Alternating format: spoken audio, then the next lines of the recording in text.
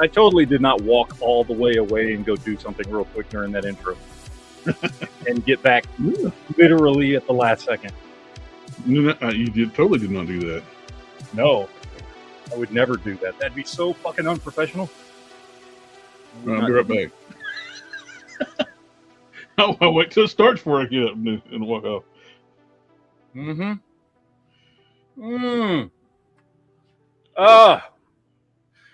You know what I think tonight should be? I think tonight should be an everything night. Yep, I think so too. That's why I'm on the same track with you.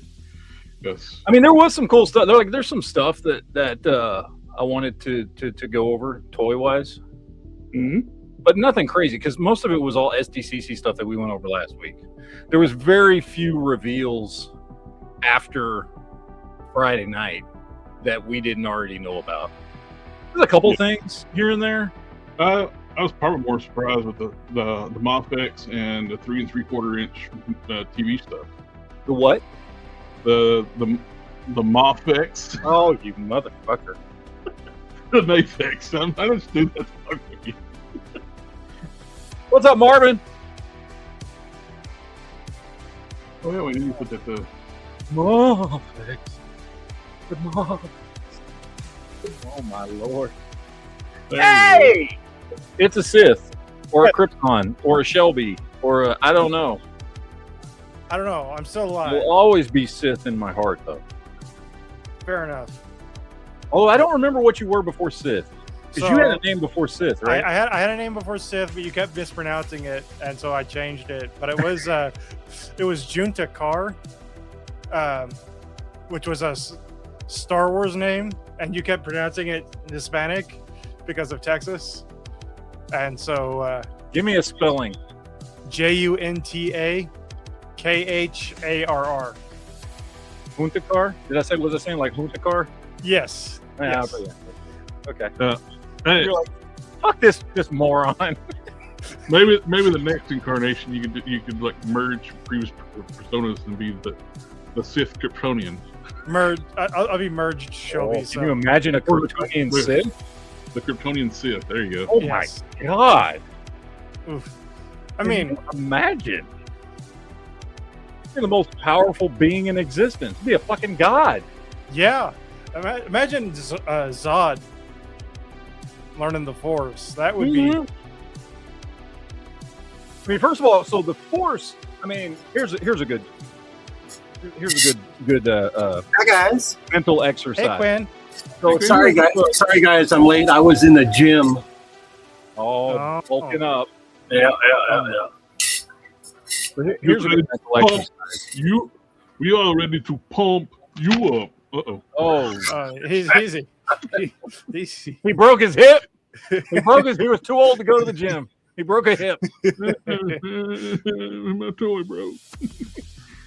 So if you were to take like the most powerful in the Force Jedi ever, I don't know. I'm trying to think in lore who that would be. Like, because, you know, there are many powerful Jedis, but some of them are powerful at one thing or another. Yeah. Like, Vader could stop a Star Destroyer. Like, he could hold a Star Destroyer at bay. You know what I mean? Luke was supposed to be more powerful than Vader, though. Yeah, I was gonna say, I'm pretty sure. Yeah, Luke, like in lore, Like especially Well, like okay, in in the Dark Empire, According Yeah. to Disney, Ray's Star more Destroyer powerful was than firing Poe. on him, and he the took only his time the only lightsaber. time I've ever liked Luke was all the expanded universe stuff in the 90s. It's the only time Luke was a good character. I did not like Luke in the original trilogy, and then when they brought him back for that one movie, he was awful. So I will give you this. In the expanded universe in the 90s, whether it was the Dark Horse comics or the books, Luke was a good character, and yes, they did start making him supremely powerful in a lot of ways. But the thing is, but if you've got like, I don't know, I'm trying to think of who would be more powerful. Who could do more than, like, and I mean, direct like telekinetic levels of force using. So I'm not talking like Palpatine's force lightning, or some Jedi are good with healing and some Jedi are good at this, and whatever. But like directly like Vader, although Vader was Vader's thing was that he was basically an engineer, though. Like, he could build shit. Like, that was his original force ability, was he just understood on like a genius engineering level how to build stuff. Which his grandson got. Anakin Solo was the same way, right? Was it with Disney? in the expanded universe? Rey was more powerful than all of them, and she was. Yeah, shut up, the fucking Rey. Anyway, but I'm talking about just sure raw telekinetic, being able to move shit with your mind. Whoever the most powerful force user ever in that particular skill set, how that dude would do against like a fucking Kryptonian. Because I think there's an argument to be made that you could stop Superman. Like, a very powerful force user could stop Superman. Like, there have been force users that have been able to like move moons and stuff. Yeah, I'm just trying. I think I don't know as much about Superman. I mean, I don't know if you couldn't kill him, but you could certainly lock him down and keep him from moving. Right? Yeah. Depends. I don't know what old people divers have to do. It depends on which version of Superman and if he's been outside the atmosphere. Superman Prime 1 million. Yeah, nothing stops that one. No. Yeah, and it also depends on where you're at. If you're not, if you're far enough away from a yellow sun and it's been a while. Nah, it's on Tatooine. Oh, then no, he's two yellow suns. Well, no, one's red. Hey, no, one of the suns is a red sun. I wonder what that would do to him. One yellow, one red sun beating down on him. I think a blue giant even supercharges it, though. Yeah. I don't know. It would be interesting for somebody to come up with like a video where they like already as powerful as a god under a blue sun is even stronger. I don't know. I'd love to see that. The most powerful Jedi or Force user in general, Jedi, Sith, doesn't matter, against a Kryptonian. Like, what would happen? And even they would have to actually, even under a red sun, they would actually have to be fast because Kryptonians don't instantly lose their power. Like no. Like the Golden Age Superman, yes. Silver Age, Golden Age Superman, you can charge somebody up with red solar energy, you can hurt them. That don't work now. They're solar batteries now, so he will still have strength, but he will run out of juice. By the way, can I just tell you the most annoying thing? And this has happened in movies, this has happened in TV shows, and this has happened in comics. The most annoying thing, like since I was a little kid, that always annoyed me, every time they did this in any medium, and they've all done it, but it's most egregious in movies, I think, is when somebody shoots Superman with a kryptonite bullet. Yeah. Because, I'm sorry, kryptonite does not work that quick. Okay? Nope. It would bounce right off of him because the radiation from the kryptonite bullet would not affect him immediately. So he's still bulletproof. The radiation field would have to be traveling faster than the bullet. That's just not how physics works. And even then, I mean, like, it would have to be on him for a minute. Yep. Before he started to become weak enough to be susceptible to a bullet. And I've seen him do it in all manner of medium, and I've seen him do it with like kryptonite blades and kryptonite arrows and kryptonite bullets, and it's just like, no, that's not how that works, dude. It's just not how it works. Anyway, just a pet peeve of mine when it comes to Superman. Yep, I agree. Yes, Lone Dragon. One of the best movie lines. First of all, one of my favorite movies of all time.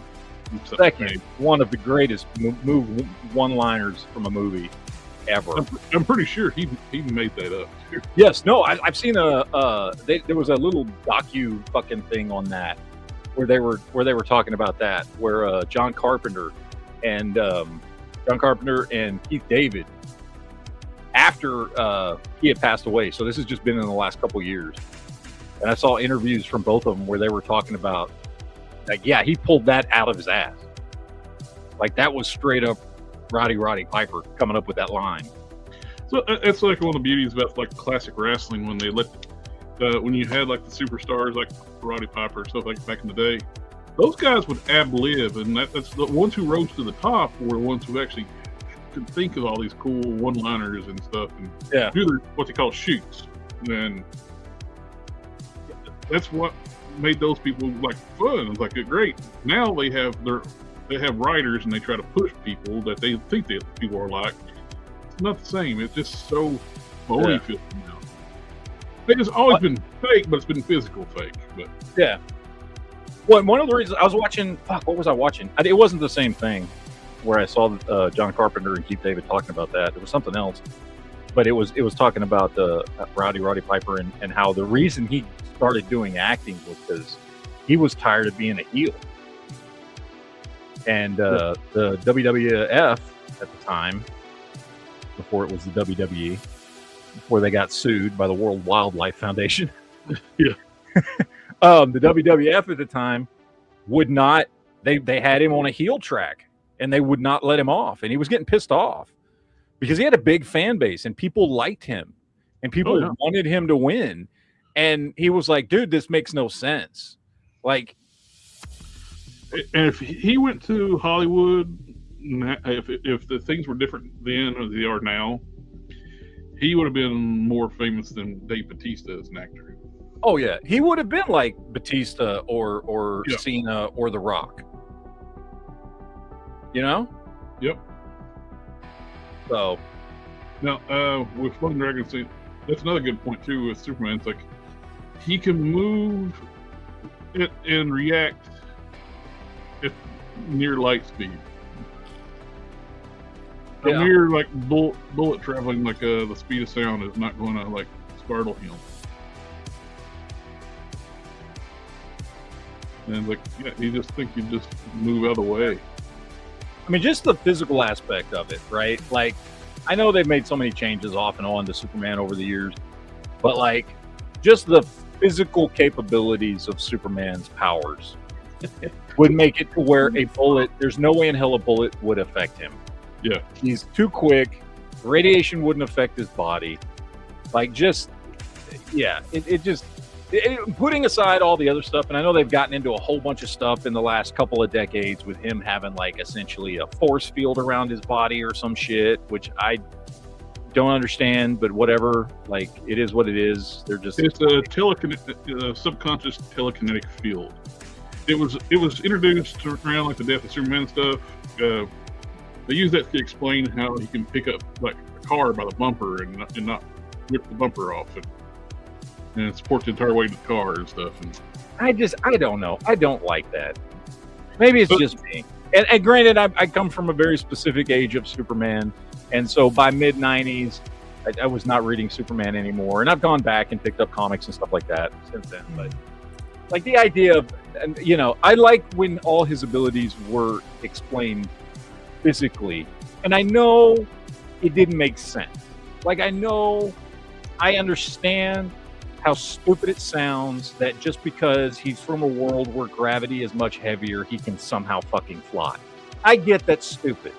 I do. It makes no fucking sense. It explains his strength, but it does not explain how he can fly in any way, shape, or form on any level of science. However, I like that better than like, oh, now he's got telekinetic powers and shit and stuff. And like, I don't know, man. Like, it was used. They really pushed it a little bit more in like the 90s, because when he got the energy powers, when those first started kicking in, they were like almost like an extension of the telekinetic field. Like when he was throwing a fist and a giant fist started showing up around in front of his fist and stuff. Yeah. I kind of like that aspect before they went full on energy. I was like, oh, this is just enhancements of his already powers. Then they kind of went in another direction. I don't know. And that's why early Superboy only had the flight, because he had the kinetic field. Yeah, that's the only thing they could think of. His only power that Superboy had was the telekinetic field. Because at the time, like you couldn't. They really established that. Yeah, I got a you question. couldn't do a full Kryptonian clone because the DNA strands were too dense and then they degrade. I got a question for those of you who kept reading comics after the mid-90s, when it comes to Superboy specifically. At what point, and was this a retcon, or was this just a natural extension? At what point did Connor go from that kid that was introduced in Reign of the Superman to the Connor that has become popularized today, like, you know, in Young Justice and all that stuff, the black t-shirt, blue jean wearing, moody fuck? Like, is that the same character, or was there some kind of like retcon or something that happened between those two, and they're technically like two different characters? I mean, I know they're not two different characters. They're both Connor Kent, and they're both created by Lex Luthor, you know, whatever. But I can tell you a big part of it's legal battles. A lot of that stuff come to be with the family that created Superboy. Would every so many years will sue DC over the use of Superboy. Jerry Siegel and Joe Shuster, they originally they sold the rights to Superman. All these years, DC Comics has been using Superboy, but you know, thanks to the attorneys, they said, "Well, you guys never actually had the rights to Superboy, only Superman." So they ended up writing out a big ass check to the Siegel and Shuster family for that. Yep, because for a while that's when they kind of changed his look to the t-shirt jeans thing. They retconned too. That originally Connor Kent was a clone of the head, mix of the head of Cadmus and Superman. Later on, oh no, he was a mix of Lex Luthor and Superman. yeah, The whole blue jeans and things. So they kind of they wrote it into the story. They want to be his own person too. But he's also legal reasons he can't look like Superboy because all the legal battle stuff. but I mean, did they explain when the legal battle got real heavy before they settled and paid the original family that created Superman off. They killed off Connor Kent for a while. Okay. Then you had Superboy Prime, who they artificially aged up. He got supercharged, and somehow supercharged him, made him an adult. So he was Superman Prime for a while, and black and silver. Yeah, I just wonder, because to me, and I like Young Justice and that. I'm saying Young Justice because I'm more familiar with that than the comic version. And I like the original Connor Kent, but they come across as two absolutely different characters. If you remember reading the comics back in the 90s and then read or watch anything with Connor Kent today, they do not seem like they are the same character at all. Like they have the same name and they're both clones of Superman, but they do not seem like they are at all the same character. They don't act the same. They don't seem to have the same, set of powers, like all that stuff. So that's why I was asking, like, was the change acknowledged in the comics, or did they just like retcon it? Like, oh no, Connor Kent's always been this way. No, they changed him in the comics slowly, like when the actual Superboy series after the reign of the Superman. Mm-hmm. Yeah.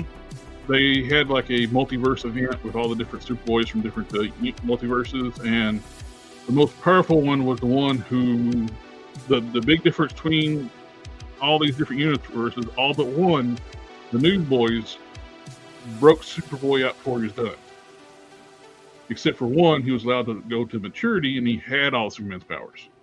They called him Black Zero. Oh.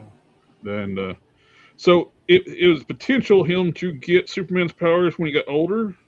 So that's kind of what they did there, where he started getting more of Kryptonian style powers instead of just the telekinetic powers. Is a Kryptonian power getting more moody? I think it's more like when they kind of revealed like the fact that he's been lied to his entire life is, and plus two, they set it up where Lex had mental controls installed in his brain when he was created. Okay. Yeah, that was he turned evil for a while and shaved his head bald and cut it like a big L in his chest. Yeah. It's just I don't know, because like I really liked the original Connor Kent. He was. Oh yeah. He was my favorite of the quote unquote replacement Superman that showed up. Yeah. Because he was just a really fun character. Yes. He was just young and carefree, and when you were reading the comics, like he was the one that was trying to have fun, and like I don't know, he was a fun character to read about. And then the new Connor Kent just comes across as very like stoic and moody and shit. He's not really a fun character, to be honest. Well, after all the stuff with Lex taking over his mind and stuff and all that, making him evil, when he was able to break that mind control, he wanted to kind of be his own thing. He's and embrace basically both his fathers. And yeah. Which I get. That's fine. That's gonna be an awkward Thanksgiving. It is. I thought they did pretty well with him in the Titans series. Yes, I thought so too. Yep. I know a lot of people hate on that show. I actually liked it. Like, it was not perfect by any way, shape, or form. Like, it had a lot of issues. Season 2 in particular was not great. But it was one of those shows that got better as it went. It did, and I liked the characterizations. I liked all the actors they got to play the characters. I thought it was a good show, and I particularly, moodiness and all, I thought they did a really good job with Connor Kent on that show. But I'll tell you what, and I haven't caught up, so I think I'm about 2 weeks behind. I personally could not stand the girl that they got to play Raven. I never liked her. And she was okay. She wasn't great, but I didn't like Starfire at first, but when they started bringing her like actual powers into it and started, I don't understand why they brought her in as a hooker. They made her okay. Hold on. Which was horrible. Once they actually let Starfire be Starfire, which for most of the first season she was not, because she had lost her memory and didn't know what the hell was going on. And then once they let her be Starfire, I thought she did a really good job at being Starfire. In that first season, and especially when it was coming out, I remember even on my old channel making videos about that. Like, what the fuck is this hooker Starfire bullshit? These promo photos that were coming out. Like, on my other channel, nobody really gave a shit, but about that video. Also, what's funny too is like the actress is a beautiful woman, and they made her look awful. Yeah, it was bad. Now they explained it in the first season, what's going on. Before she lost her memory, she had come to Earth and all this stuff, and she was in hiding. And she was like in a Russian club or something. So she was like dressed like all the other Russian girls, and then she lost her memory. And I'm trying to remember back because I haven't watched it because I watched them all in order as they came out. Yeah. But it was something like that. So she was on Earth undercover, and she had been in a Russian club when she lost her memory. So she was dressed like all the other Russian hoes just to stay undercover. And then she loses her memory and wakes up, and so she's still dressed like that. So it's explained, but yeah, it didn't. It was weird when you. That first season also had her doing like flames, like she was like shooting fire out of her hands and stuff, and it really didn't work. And then they finally started giving her energy powers. Yeah. It was one of those shows that got better, and I did like it. I liked it. I thought it was good. I enjoyed it. Again, I know it got a lot of shit from a lot of fans. That's fine. If you didn't like it, you didn't like it. No worries. I enjoyed it, and I'm glad it went on for as many seasons as it did, considering how rough of a start it had on that DC streaming service that then morphed into HBO Max, and then all this. Like, it went through a lot of shit to make it to what it had, like 4 or 5 seasons, right? It probably should have been canceled the first season. It probably should have, because the first season, like, I understand it was building, and I thought if you're a comic fan and you're watching it, like watching Nightwing become Nightwing and all this shit, like, I thought all that stuff was really cool. But from an outsider's perspective, I could completely see somebody who's not a comic book fan watching that first season and going, this is stupid. What the hell is going on? I thought I was going to see Batman and Superman and shit. You know what I mean? Or whatever, right? And then you don't see any of that in the first season.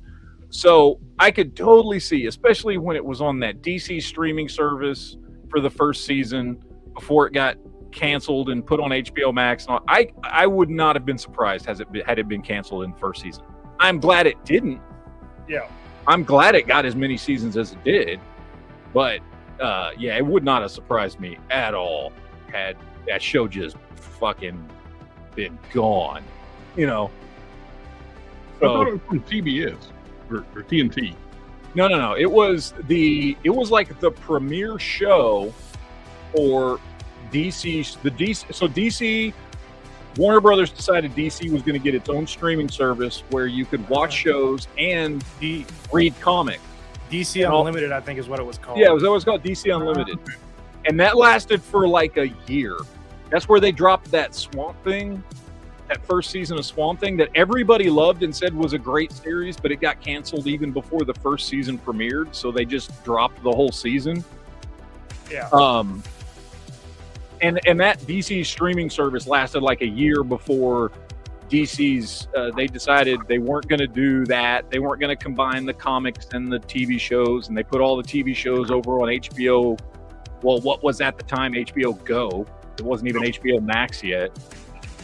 And they, Warner Brothers started some shit that they fucked up and then had to try and fix it, which is like a running theme for anything Warner Brothers touches.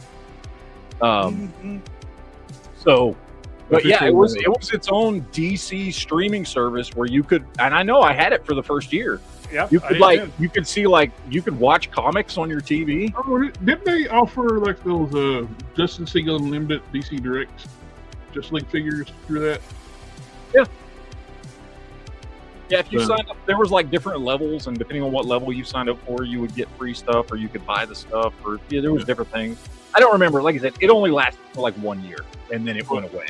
Official Red Scarf was asking what this is. This is a short-lived character in the 90s, which people who read it still love the character. It's Prime. This is one of his more extreme looks. They did like Rogue, or they called it Rogue Prime, where he's like a punk rocker. And that's for this version. I've actually got 3 in progress right now. Well, getting ready to crack the waist piece off. Extreme 90s hair. Real quick. And Sith, have you've been keeping up with Adventures of Superman? Yes, I'm caught up. Well, I'm a couple episodes back because I haven't watched it since before I went on vacation. So I think I'm 2 episodes behind. However, going back to what we were talking about with Connor Kent, and I just say, and I know it was Jonathan, not Connor, but the fact that he showed up basically being Connor, that original Connor, gave me so much joy. That was because even though he was Jonathan, he was fucking Connor. They had him playing Connor Kent. Yep. We don't know why yet, but he is coming back. Okay. Like I said, I think I'm 2 episodes behind because I think I missed the last 2 weeks. So I got to catch up on that. Are you behind on X-Men as well? Yes, I'm also 2 weeks behind on X-Men. I started to watch the Danger Room episode, but I didn't finish. That Danger Room episode was probably my favorite episode yet. It was an all Polaris episode. I've only watched the first episode this season. I started to watch that one, but we didn't finish it because we tried to watch it while we were out of town, and then we were with family and stuff, and we didn't get to finish it. And then I haven't watched this week's episode either, so I'm 2 episodes behind on both those shows. So I need to catch up on that. Oh, but can we talk about Spider-Man? Yes.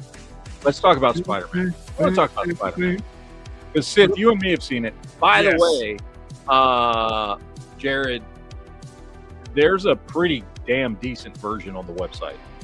You've got to go to the right server because I've found 3 versions of it. One that's just god awful and cuts off the first 10 minutes when it starts. One that's dubbed in, I don't know, Pakistani or something. And then one that's actually a pretty damn good version.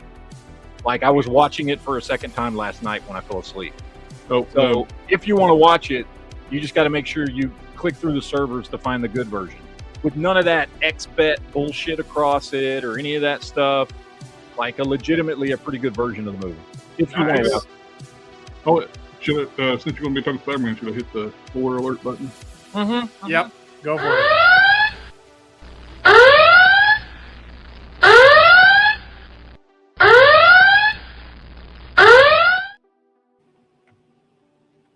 All right, so Sith, you and I have both seen it. We both went yesterday and saw it at the movies. Just so everybody knows, Man Spider did show up. No, he didn't. He's all over the last 15 minutes of the film. Wolverine stabs the shit out of Cyclops in the last ending scene. right through the fucking eyes. Just takes him out. Yep.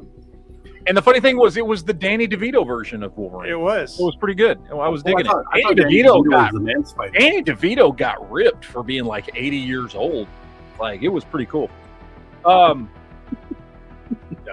So, and the Cyclops was the one from Odyssey. Yes, it was that Cyclops. Although he was wearing the blue costume, it was a little weird. It's a little weird. And then Cyclops was played by Elliot Page. Yep. Yes. Although I don't know why she had her fake dick out, but that's a whole other thing. Anyway, first and foremost, and I had to think about this for a while, but now I've come to a definitive determination. And this is definitely a good thing, that this did not feel like an MCU movie. It did not, and it was very much. It took me a minute when I first watched it, because I think I was talking to you guys in the chat. I was like, it really does not feel like an MCU movie at all, and I don't know if that's good or bad. But after watching it again last night and thinking about it, that's a good thing. Yes, that was a good thing. That it feels very different from the other 3 Spider-Man movies. It does. This feels a whole lot more in line with the Sam Raimi trilogy than it does. Yeah, it does. It does. It's a little more serious. It's darker. Why? But it still has humor. Most of the humor comes from the interaction between Peter and Punisher. Yeah. And what's weird about it is, so this movie has Punisher and it's got Hulk in it. Hulk, Bruce Banner, whatever. Now, Hulk and Bruce Banner collectively maybe in the movie for 10 minutes at the most. They're not in the movie that much. No, that was much more of a throwaway cameo. Yeah. Like it's Hulk showing up for the one scene made sense for what was happening in that scene, and I guess Bruce Banner having him in his scene at the college made sense because of what Peter was dealing with. He was the Dr. Connors of this movie. And look, his use in this movie made sense in the 2 scenes that he was in. But he's not in a lot of this movie. No. So I mean, again, that's almost more cameo than anything. Punisher, on the other hand, is legitimately like he's a co-star. Yeah, he's a co-star in this movie. He's in a lot of the movie. And he did a great job.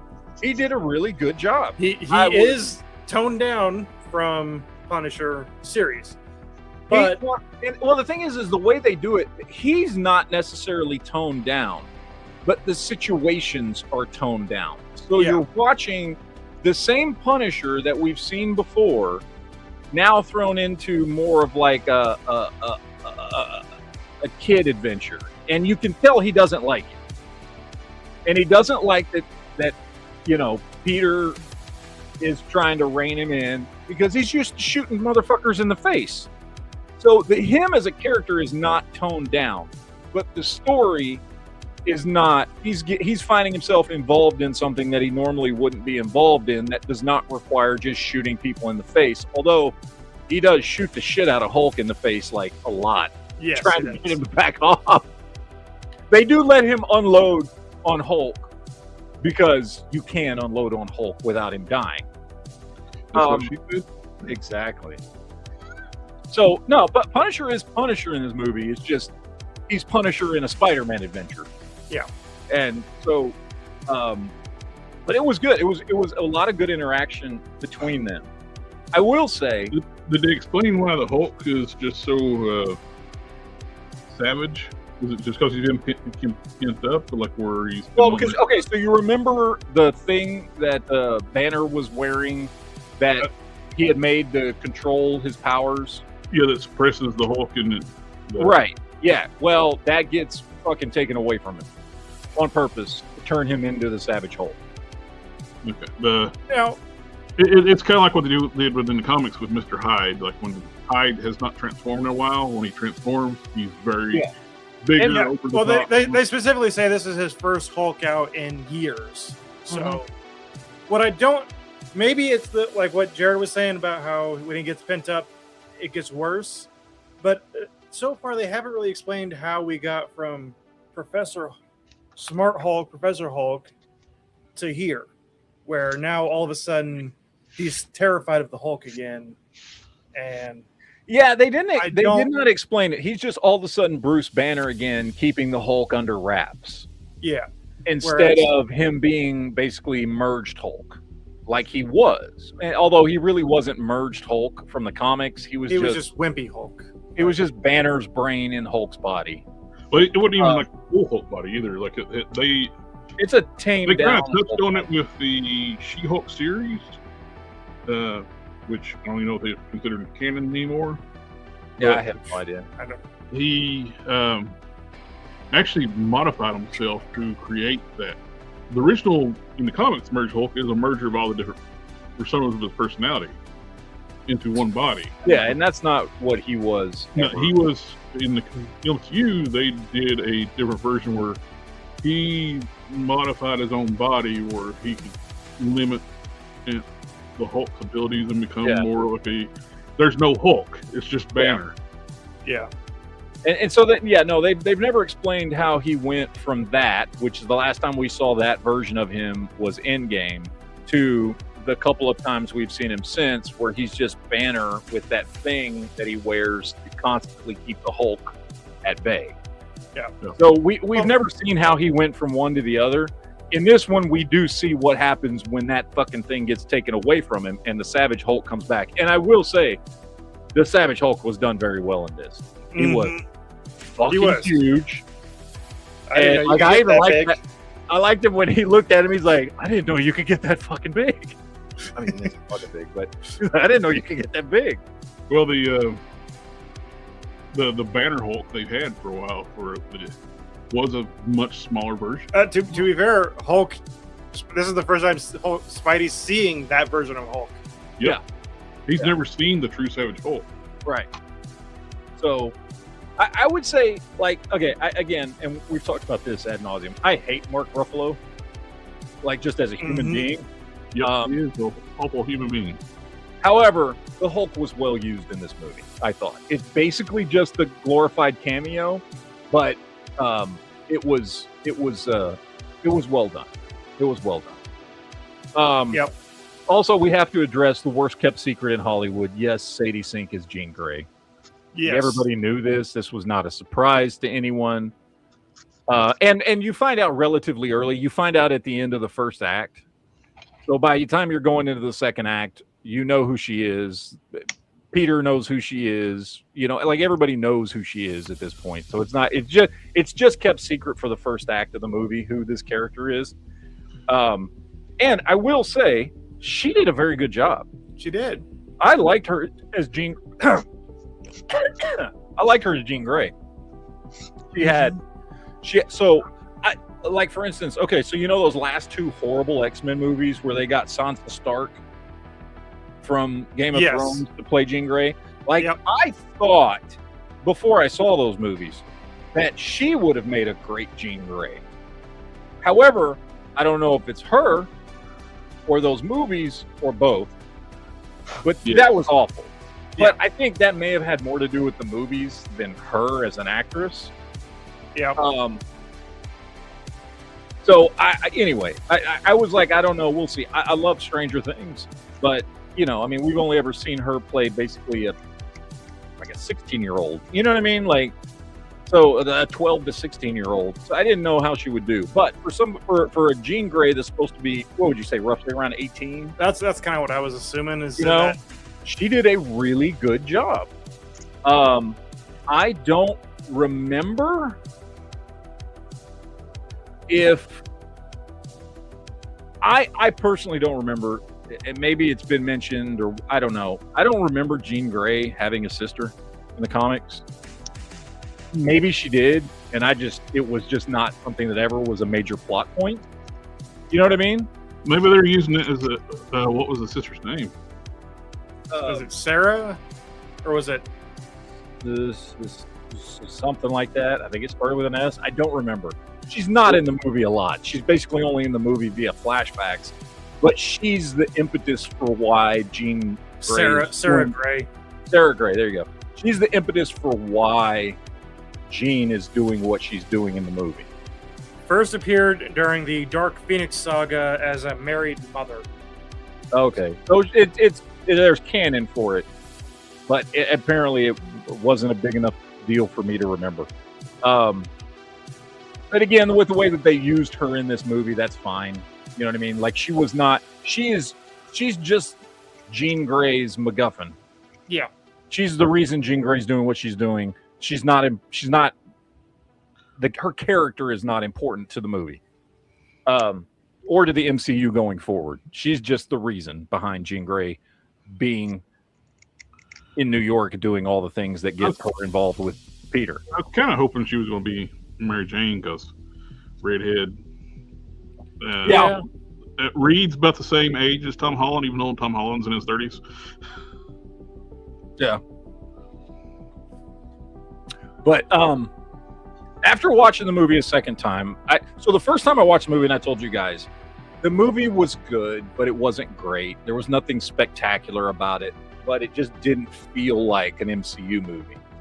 Watching it a second time, I've come to the conclusion that it is better than my first impression of it, and it not being an MCU feeling movie is to its benefit, definitely. However, I still got to say there was really nothing spectacular about the movie. You know what I mean? This exactly like it was. This is by far Tom Holland's best portrayal of Peter Parker Spider-Man. I will say it is his best portrayal of Peter Parker. However, I don't think it's a better movie than No Way Home.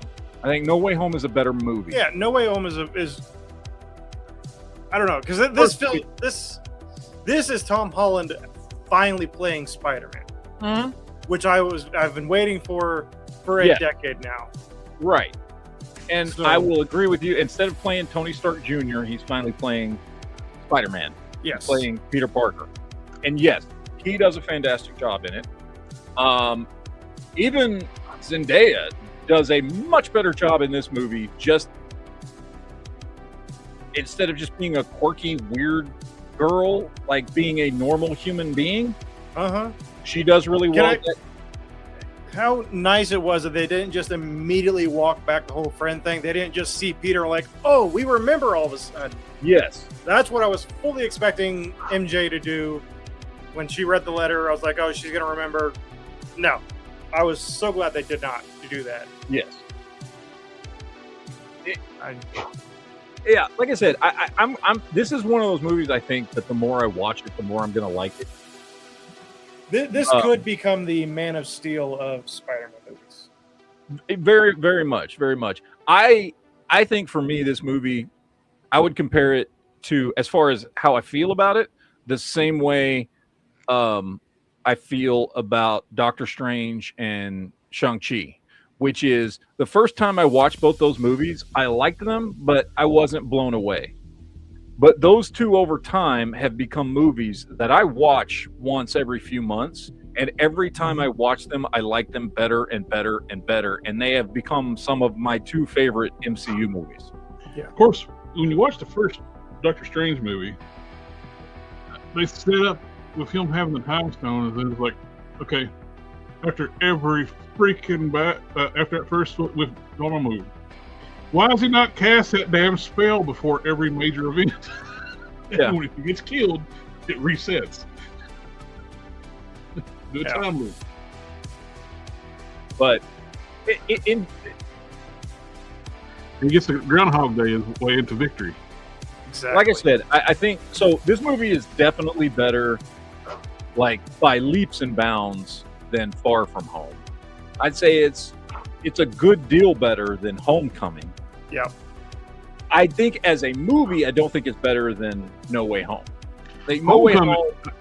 I was not crazy about Homecoming. It took me Homecoming or No Way Home. I had it took me 2 sittings to get through the whole movie.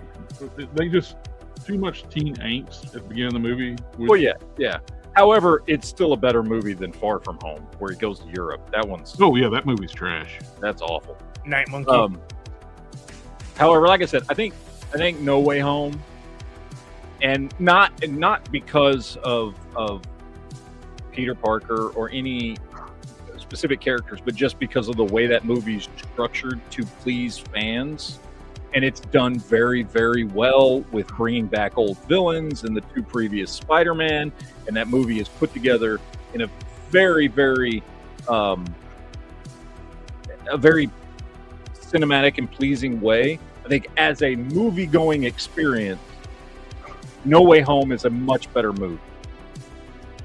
However, I do think this movie is a much better representation of like Peter Parker and even Zendaya playing MJ. She's much better in this movie and comes across much more, not perfect, but much more like who you think of when you think of quote unquote MJ.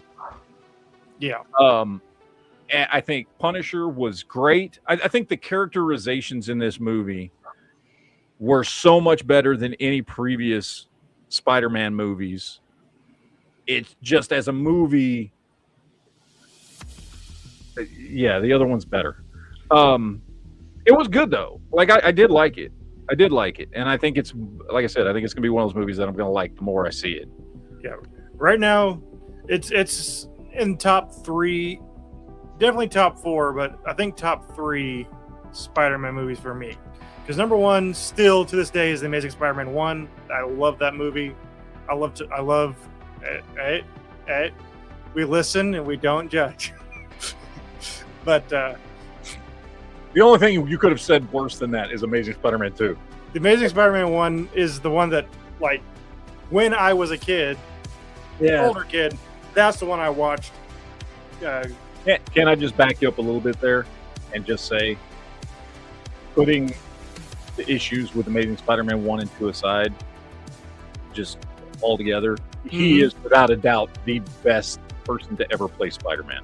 Andrew Garfield is hands down the best actor to ever portray Spider-Man or Peter Parker, as far as I'm concerned. He is the Spider-Man I grew up with. And so I still like both those movies. I do not lie to myself and say they are good movies. Oh, no, they're not good movies, but they're my favorite. It's my favorite. Specifically because of him, I still enjoy those movies. Because I think he would, out of the 3 actors we've gotten in the last 20 years to play Spider-Man, he is far and away the best choice and pulled off the character better than anybody else has. Yeah. So, Yeah, I like basically all of the casting from the Amazing Spider-Man movie. I liked Emma Stone as Gwen Stacy. I liked Doc Connors was okay, but everyone was good. I liked Dane DeHaan or whatever his name was for Harry. But I think the casting for those movies was perfect had the stories been good. Yeah, I mean, even having Jamie Foxx as Electro would have been great had that movie actually been good. right. You know, If they had Electro like he was in No Way Home. Yeah. Yes. Yeah. We saw And him not play the a better weird version. nerd dude and becomes like a megalomaniac after he gets his powers. Yeah. But my point was that if Tom Holland keeps going in the direction that he's going right now with Brand New Day, he has potential to become my favorite Spider-Man. Traitor. I would say I would put this, for me personally, as far as ranking the 9 Spider-Man movies we've gotten at this point, I would put this at a solid number 4. My list would be number 1 is still Spider-Man 2, Raimi. Number 2 is Spider-Man 1, Raimi. Number 3 would be No Way Home, and this would be a solid number 4 out of those 9 movies. Who knows? Out of all these Spider-Man films, top 3 villains, actors that have played the villains.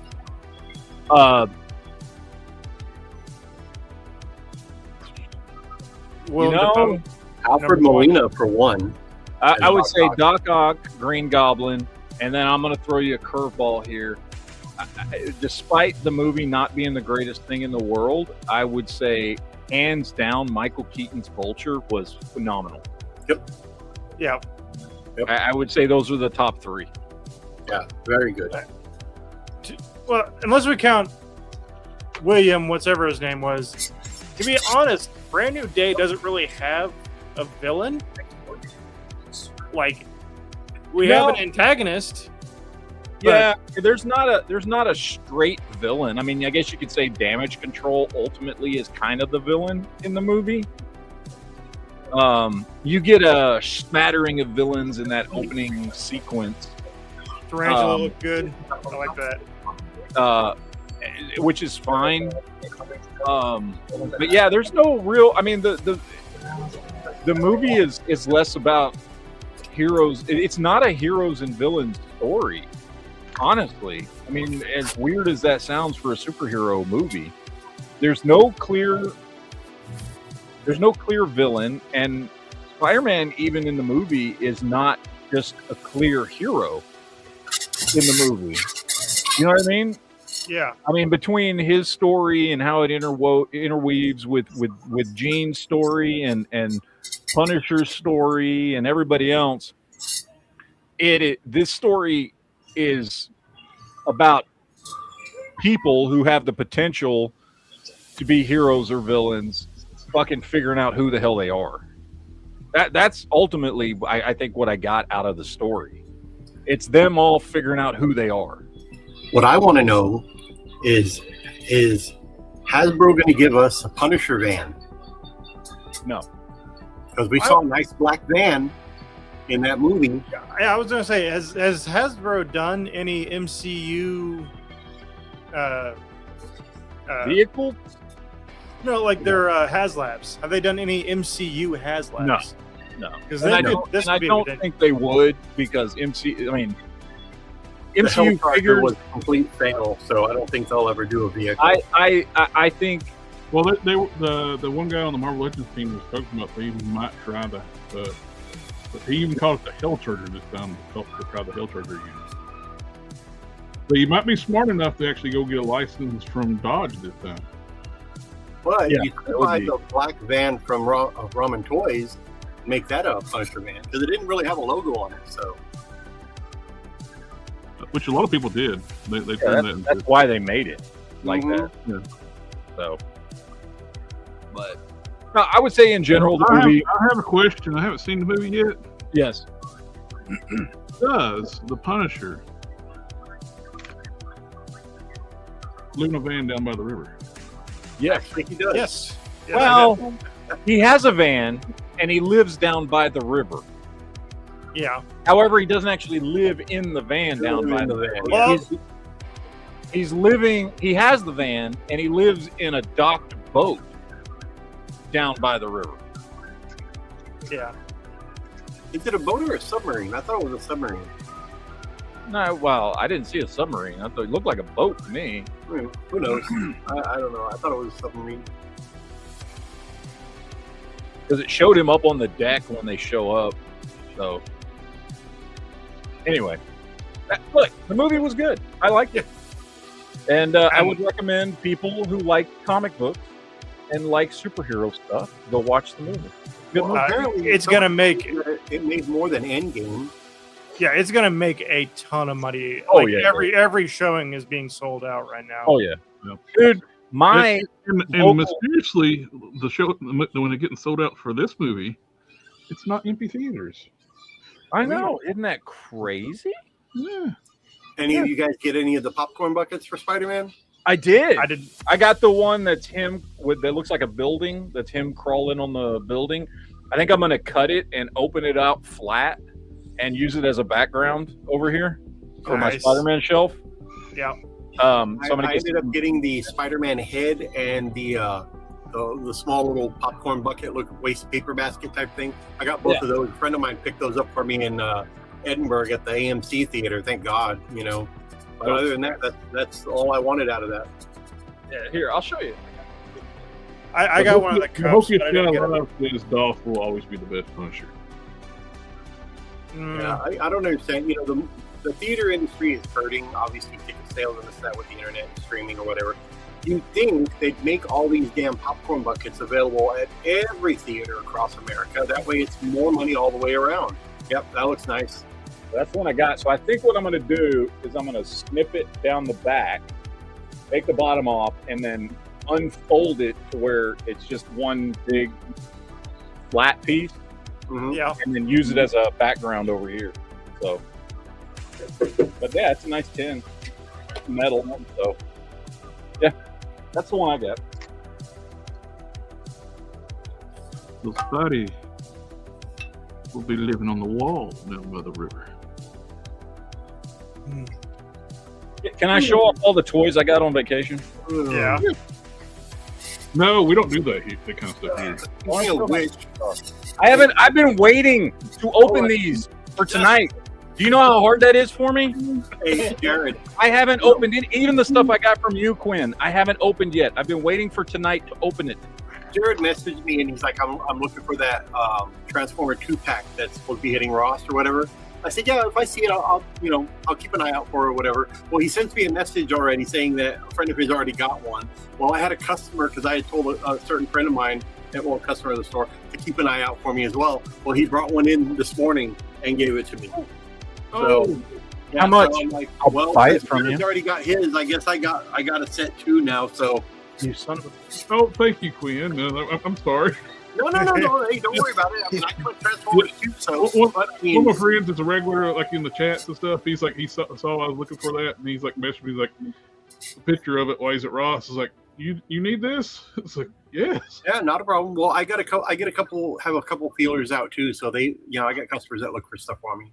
So customer friend of the store found that for me, and I go, great. My friend wants that. So blah blah blah. But I had already saw your message, and I'm like, oh well, he doesn't need it now. So I guess I can keep it since it's different colors. So it'll work. Yeah, it's the unreleased prototype colors for G2 they never released. Now it kind of makes me I kind of feel regret not getting that garish Grimlock, which was the same thing as like with they did these really wild like concept colors for the Dinobots that never got released for G2. They were too wild for G2. And they did the Grimlock as a Walmart exclusive a few years ago. They did several like G2 rejected color schemes. They had like a two-tone orange jazz and Grimlock with yellow with blue tiger stripes. At the time, it's like, these are awful. I kind of wish I got it.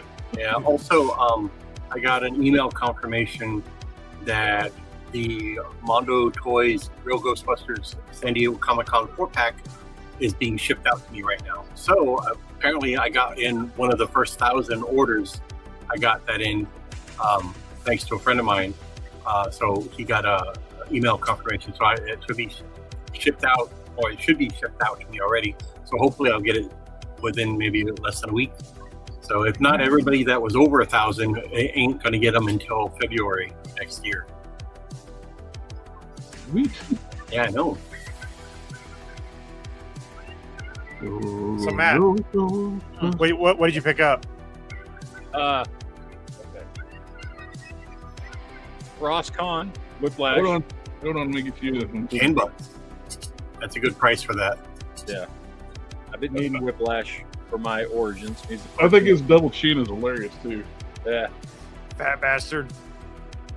Picked up Roscon. Nice. Did you get yours yet?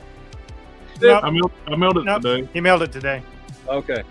He's gonna make me wait.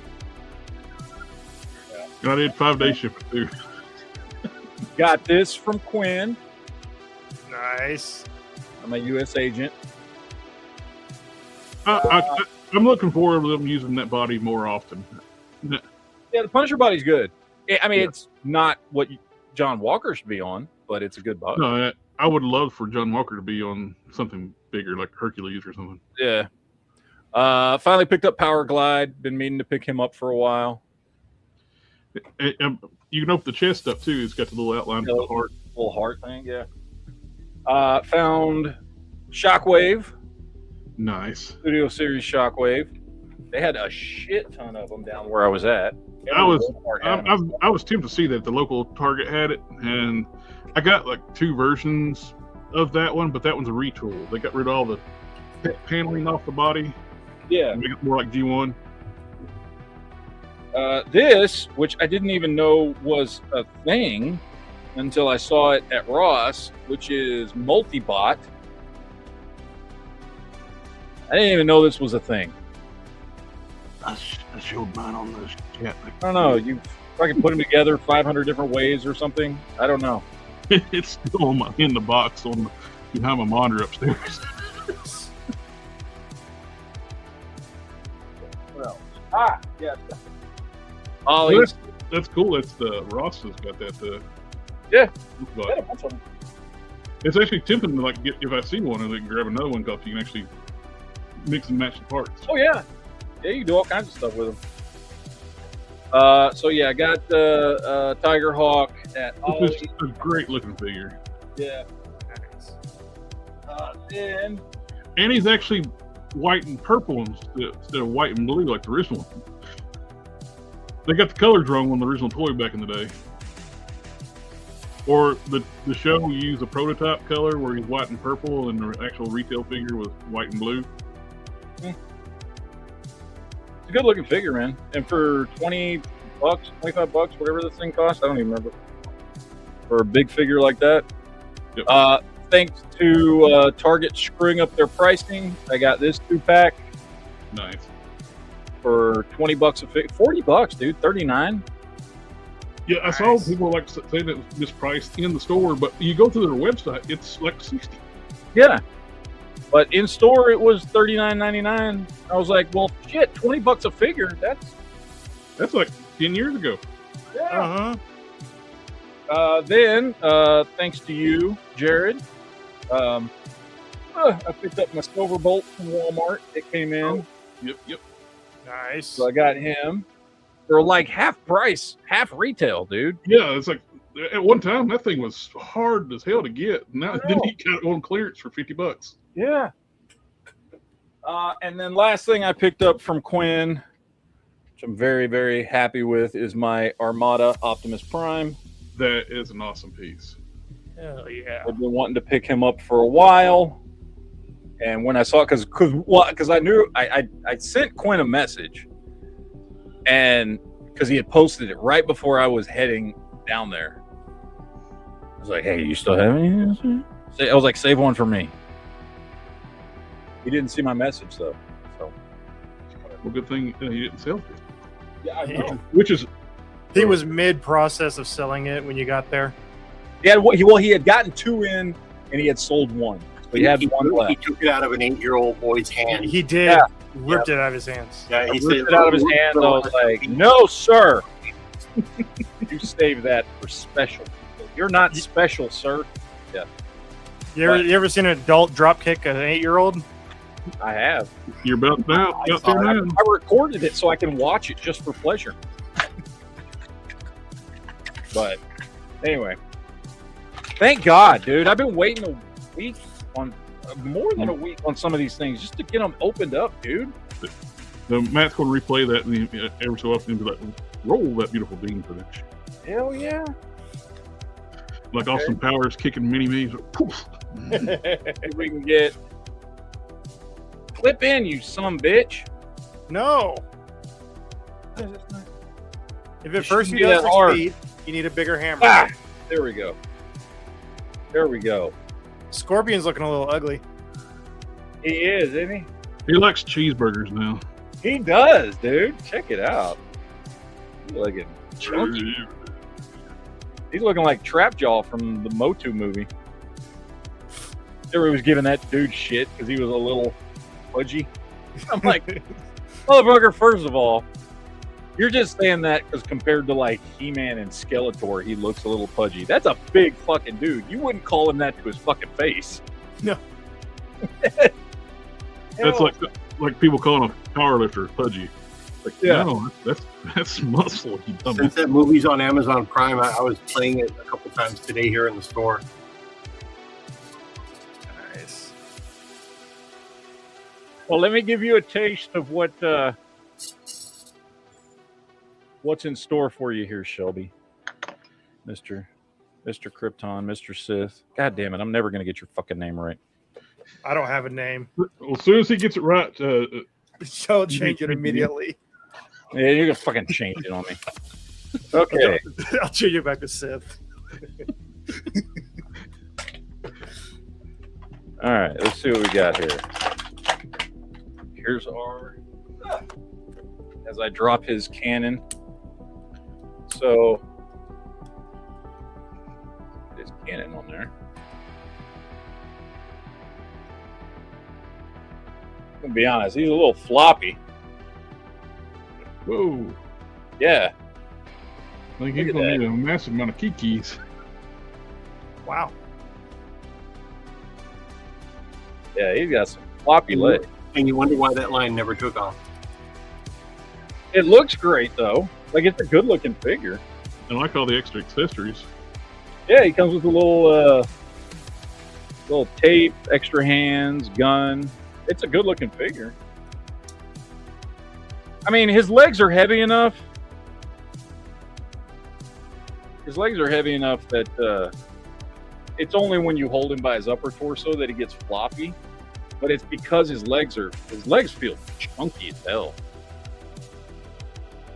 Like all the weight is from the knees down.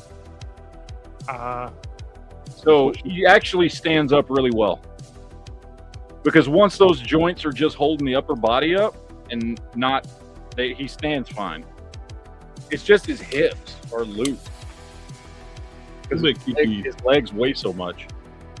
But yeah, I'll put a little kikis on there. And ooh, I think the tape actually fits.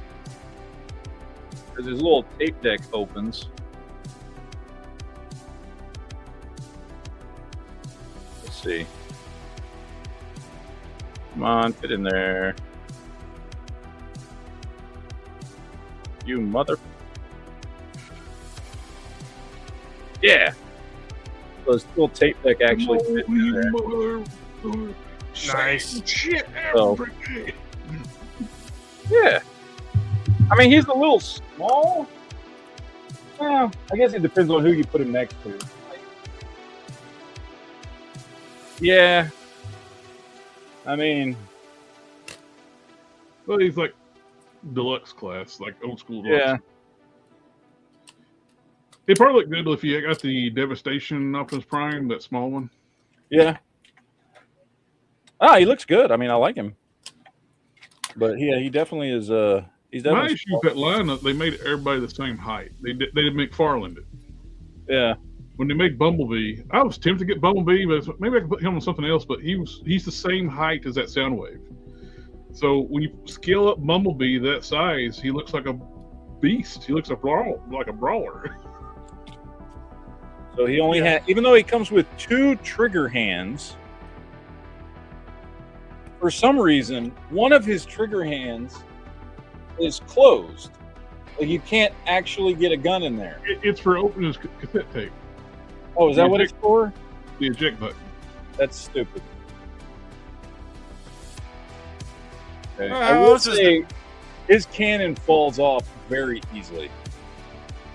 Laserbeak has to escape somehow. But it looks great. Like the figure looks like really, really G1 accurate. That's a cute Soundwave. Yeah, I know. I need to get a full-size adult sound. This is like preteen Soundwave. Oh, Shelby got that. That's the KO one right there. Yep, this dark one was Yep. $80 for this, plus all of the 5 or 6 cassette bots. Where'd you get that one? AliExpress or where? TF Source. Gift source? Yes, Safari. Yeah, TF Safari. That's THF Sonic Wave. It's a great deal. Unfortunately, You basically get like the new reissues of the Masterpiece and cassette is more than what you paid for that. With all the yeah. kits. Now, unfortunately, these cassettes don't really fit this guy. They're just a hair too wide. So you can force them in, but it's a pain in the ass to get them back out. Interesting. So, but they'll fit in this one just fine. So I don't know what the tolerance difference is there, but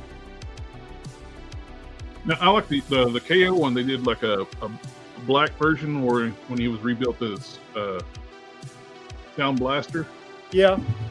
and that was in the Japanese Headmaster series. Him and Blaster fought to the death. They both got rebuilt. Soundwave got turned into Sound Blaster, and Blaster got turned into Twin Cast. I got a question for you there, Jared. Yes. Because I think I've narrowed down, and I may get more than one. I don't know. But I think I've narrowed down the blaster that I want for my collection. And I want to know what you think of it. The one I have seen that I don't know, I like the best is the Titan's Return blaster. And I don't know if it's a redo of a previous one or not. That was the first the Titan Return Blaster. Yeah. Okay, that's the big one. That's the he's a retool of the Soundwave. Okay. They did a Soundwave on the same body and a little bit of retooling. And yes, it's a really good looking blaster.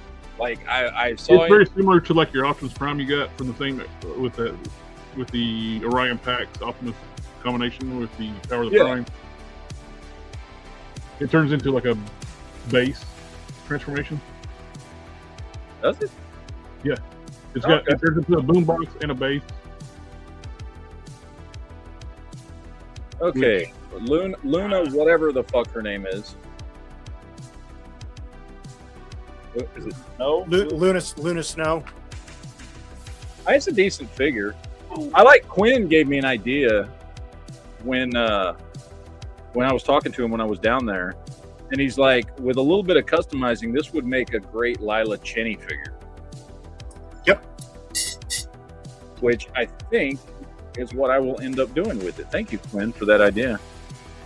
Well, I never like to waste anything, so I was like, well, I don't really know who the hell Luna Snow is other than a Marvel Rivals character. Yeah, that was the same thing for me. Like, I bought this for the Spider-Man, obviously. While she's not wearing the mini skirt like she does in the comics, or back then, I should say, you can definitely fudge it in as a Lilac Cheney, just color the other part of her hair black and her eye, and there you go. Yeah. Well, honestly, I'll probably do the whole thing in like black and silver, all the white and blue. Yeah. Because Lila Cheney usually wore all black. Yeah, she was wearing, it was early 90s, late 80s, early 90s. So she had that, frilly little mini skirt, kind of like, I guess what Cindy Lauper would wear at one time. Yeah. I mean, it's a good figure. It's a good looking figure. It just, and for shit about the character. Target had a damn good price, $39, so. Oh yeah, you can't beat that. No. So, I mean, no, it's a good looking figure. Just don't care about the character. The Spider-Man now. Let's see. So we've got the Spider-Man figure. We've got a nice techie, futuristic looking suit, which I'm digging. The paint on this thing is fantastic. Jared, don't do that. I don't know that it's paint though. Yeah, that's the one I was looking at. Yep. Yeah, and he's got the headmaster, right? He's the headmaster one. Yep. Yeah, this lifts up and you got the little headmaster thing up, and he's got the headmaster in there. Yeah, that's the one. I don't know, man. For some reason, that one just like I was looking for a good blaster for my collection, and when I was going through all the ones out there, I was like, that's the one that caught my attention.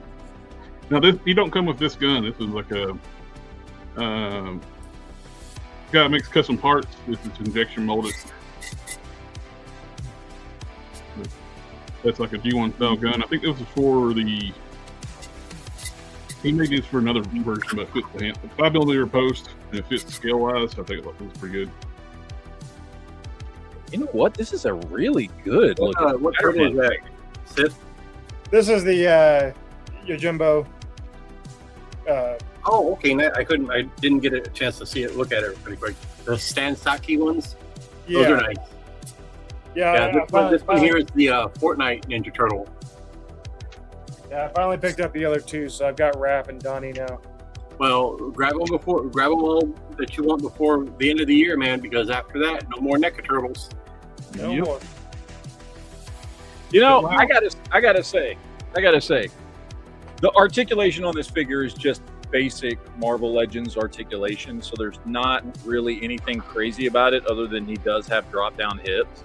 Torso is just a standard, ab crunch and stuff with waist rotation. However, I gotta say, dude, the sculpting and the deco on this guy is absolutely fantastic. Like the beautiful matte blue finish that contrasts against the shinier red finish and the logo is really well done, dude. Like they're putting a lot of effort in those rival stuff. Yeah. Well, I had the Punisher and I had Moon Knight in here for Rivals, and they sold out like lickety split, man. They were gone. So anything Rivals is sell. Hell, even the Blockies stuff. Jeff the Land Shark is gone. Spider-Man Venom's gone. I think I'm down to one Invisible Woman left, one Rocket, and I just got restocks on the Spider Bot. So yeah, all those man just gone. So can't complain. Dude, even the head sculpt on this dude is done. I mean, it's different than the way they usually do it. So, and you can't really tell, but like his eyes are more like goggles, like they're kind of bubbled out, kind of like a Invincible style. Yeah, dude, this is really good. Oh, I mean, again, the articulation is not what most people would want for Spider-Man, other than the drop-down hips, mostly just because of the torso, I'd say, more than anything else. But the Amalgam Comics Spider-Boy did the goggle eyes first. That's true. Amalgam, yeah. Dude, I'm really impressed with this figure. I'm really impressed with it. This is nice, dude. This gives me PS4 Spidey vibes. You know what I mean? Yeah. But like, honestly, better deco, because they actually use like a matte finish on all the blue on the figure, so you've got that nice contrast instead of it just being all shiny. You know what I mean? You've got a nice matte textured finish on all the blue. Damn, this is nice, dude. I'm very impressed with this. This looks really good. This looks really good. I just think you're biased to anything matte. It's true. Yes. Well, and also anything Spider-Man. So. Also anything shiny like his head. So. Yep. Damn right. All right, I'm gonna open up my other Marvel Legend, my U.S. Agent, which I still want to do a custom U.S. Agent. I want to get that Crossbones mask 2-pack. Yeah. And I want to use that Crossbones as a John Walker, more of like a tactical version of John Walker. I love that Toxitron. I watched your video the other day. Yeah. All your Optimus Primes. And that thing looks freaking sweet. I'm gonna have to do one on transforming ones because today I got this one. Shattered glass. You got shattered glass. Nice. And this is the oversized MP10. So. Can I just say, I saw somebody doing a review of this John Walker U.S. Agent, and they were bitching because there was no place to peg his energy shield into his back. Now, for anybody that knows, I mean, honestly, you don't even have to know this character to figure this fucking thing out. It's an energy shield. Like, he turns it on when he uses it and then turns it off. Like, it's not supposed to just plug into his back. You're just making excuses for Hasbro. You mean Hackspro? Like, dude, why would you? He wouldn't have the energy shield just sitting turned on his fucking back. Like, it was such a stupid complaint. But that's also my complaint too about the lack of boot swivel. It's there. They're just keyed boots. You just got to push it. Push it real good. Yeah, my boot swivels work. The only thing that makes them harder to move is they keyed the boot to the leg. Yeah, so his leg kind of sinks down into the boot a little bit. Yeah. But no, it's there. They still turn. Yeah, it's there. They're not. Hasbro's not going to retool something to take that away. That costs money. I will say this is a very good looking figure. I can tell you right now, though, I am going to customize this. The plasticky red is definitely going to get a repaint. I think if you just put like a wash on it, it'll darken it up. Yeah, I'm going to do some shading on him, and I'm going to repaint the red on him. And he's going to look 1,000 times better. But this is a good-looking figure. Even though it is not as big as I would want John Walker to be, it is a very good-looking figure. It is nice. I like it a lot. And I don't know. I've always liked John Walker as a character, and anything that kind of differentiates him from Captain America, I dig.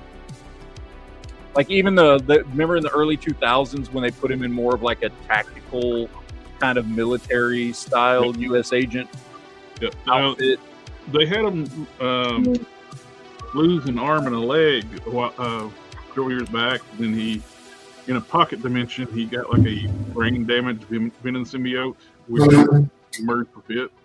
Of course, I think they forgot all about that too, though, because they forgot about Ragnarok Thor actually got the android Thor. They rebuilt him, and he got the Thor, the hammer Mjolnir from that universe. You had to be unworthy to yield it.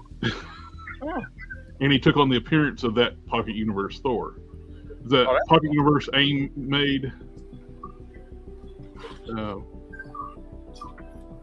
it was a cool look. He's like had like red and black armor, a bald head, goatee, and more of a the Mjolnir looked more like a Ultimate Mjolnir.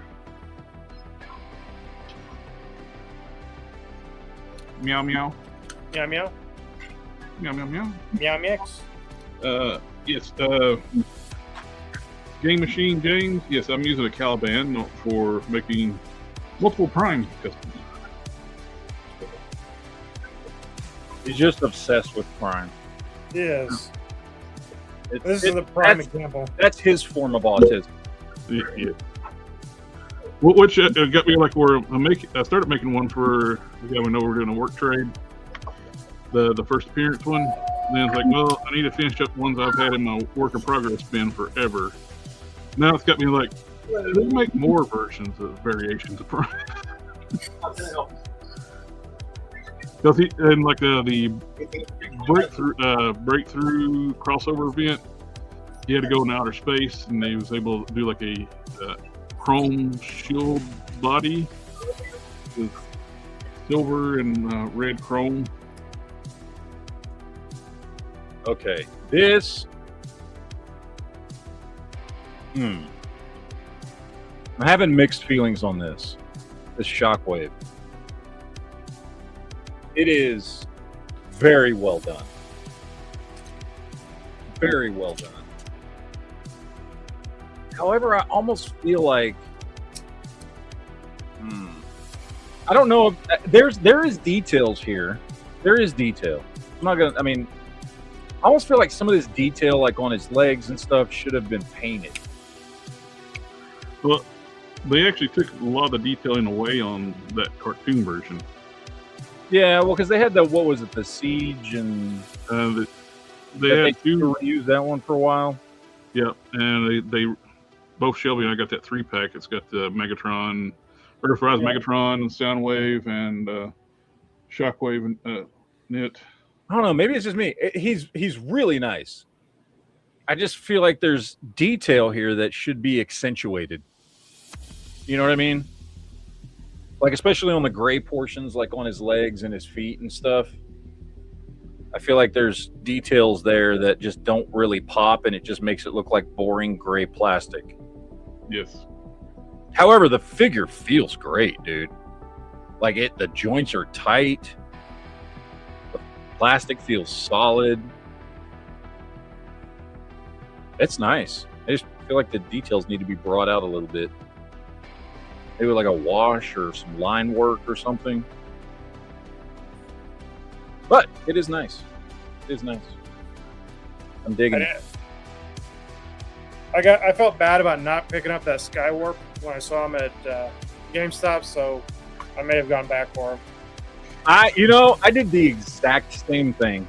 I saw Skywarp at GameStop, and I had already bought so much crap while I was on vacation. I was like, no, I'm gonna leave him.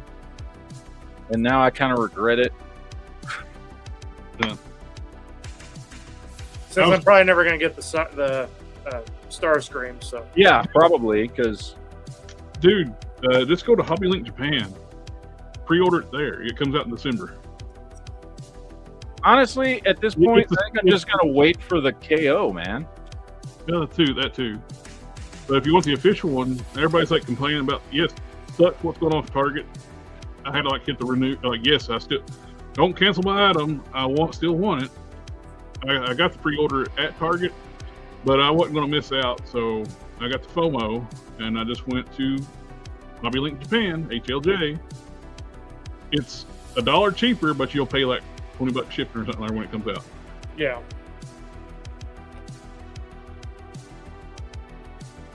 Tagard, if you like big robots, look at Robot Arts, I think it is the Gundam action figure line. They're okay if you don't want to build a model kit, but good enough to get you a giant robot. Hey, I like big robots, and I can't deny. You motherfuckers can't deny that when a robot walks in with an itty bitty waist and a round thing in your face, you'll get oh, sorry.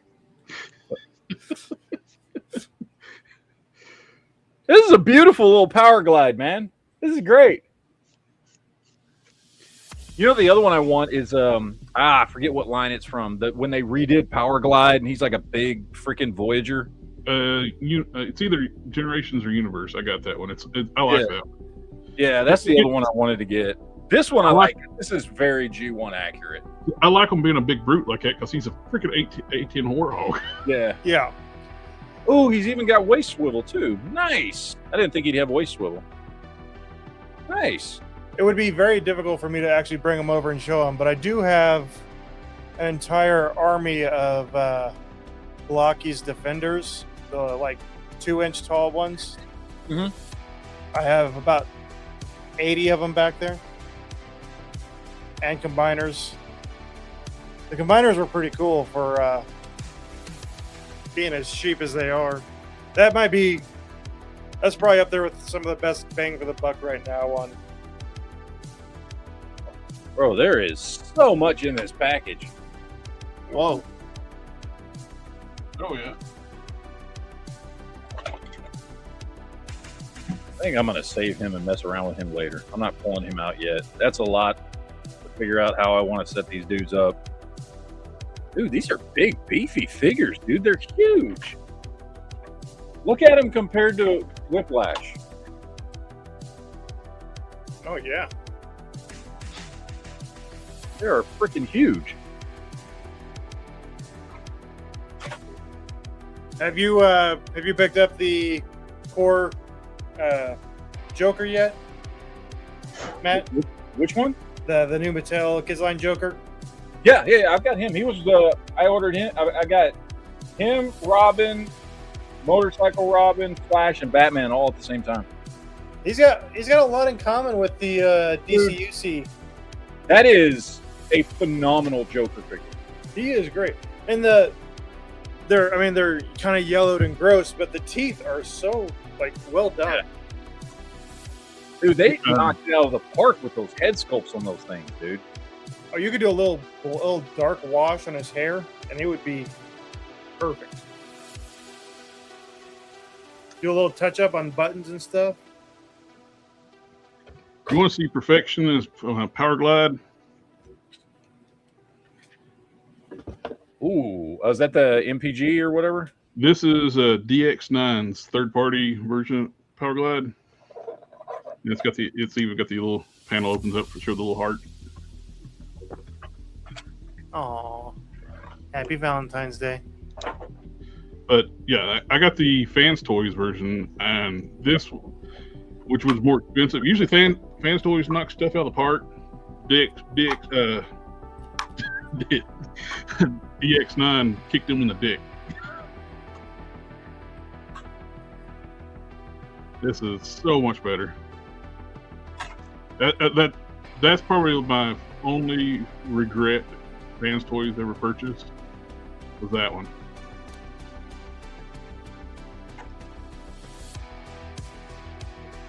Come on, Tiger Hawk. There we go. Look at this big boy right here. Holy hell. Big chunky boy. All right, let's see. We got. Get his wing missiles on. Or these wing missiles? Yeah, these are wing missiles, right?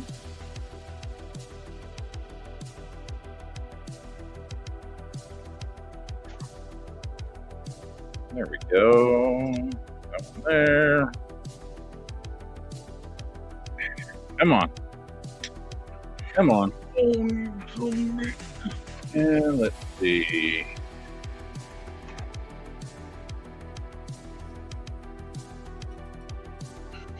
Oh, I thought these swiveled onto shoulder cannons. Huh. Wait, yeah, they do. Don't they? Yeah, that'll go there.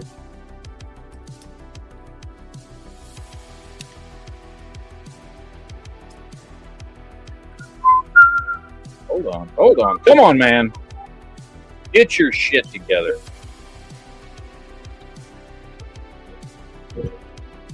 There we go.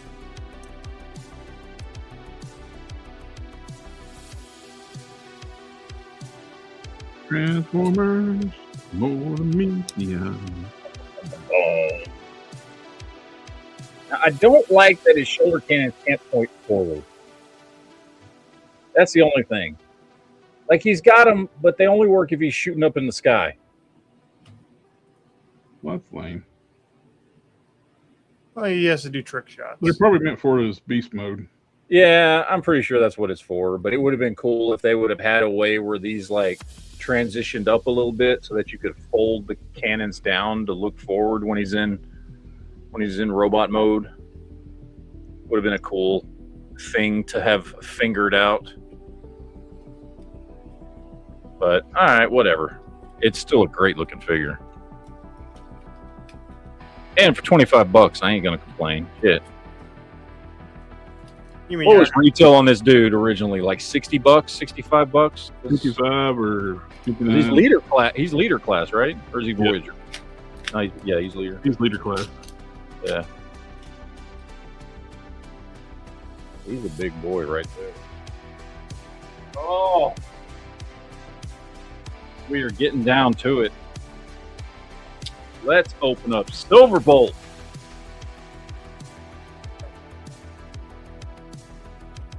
A lot of people hated on this figure because of the whole, what would you call that? His giant freaking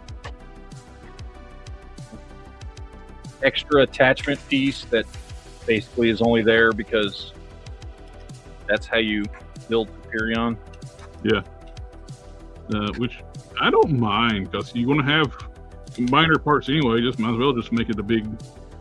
Yeah, it's like, I mean, the thing is like, so I mean, we all remember the combiner pieces back in the day, right?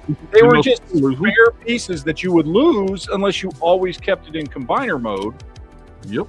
So having it be this one big chunk that attaches to one of the figures, even when they're not in combiner mode, seems like a good idea to me. And I think you can turn that into like a base type transformation too. Yeah, I think it's a base, and it attaches to. Isn't there some other characters that it actually attaches to?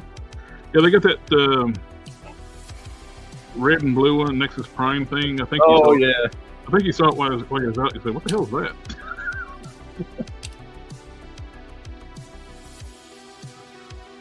Okay, so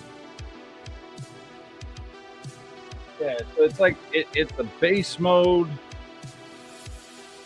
sort of, for Silverbolt, and it's all the pieces you need to put together Superion. So.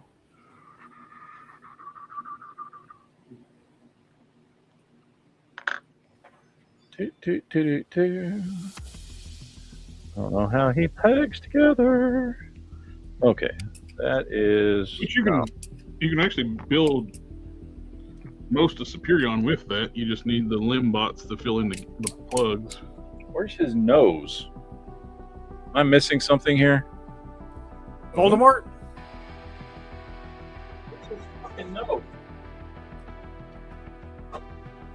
Mm-hmm. Bro, what the hell? Where's his fucking nose piece? I don't know. I haven't mine up yet. Is it like a separate piece in the box, or? I'm looking, trying to figure that out. Because That is blow. You got the defective one.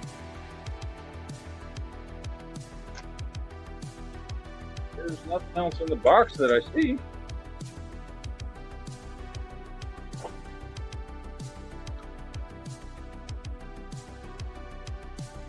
What the motherfucking hell? There's no way. There's got to be something I'm missing here. There's got to be something I'm missing here.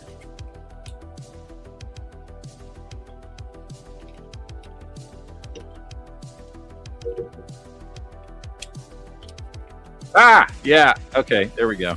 You got to open it up. It's folded into. Okay. I was like, man. Okay, there we go. There we go. Now he's got his nose cone. Nice. Nice, nice. I was going to be a bit upset.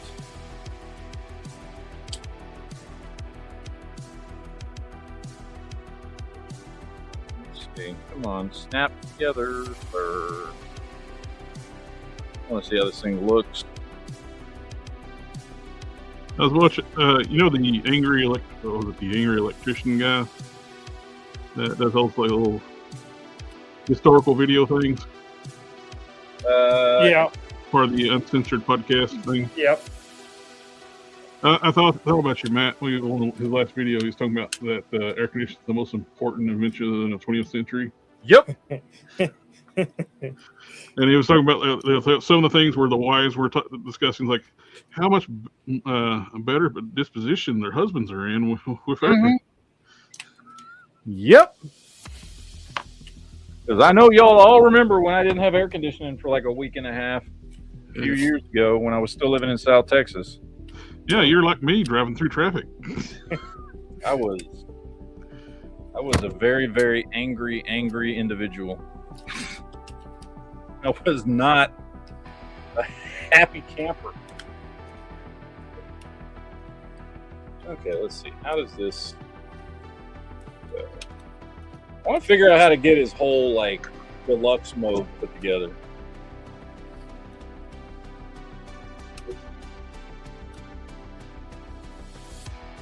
I know there's a way to do it. I just don't know how.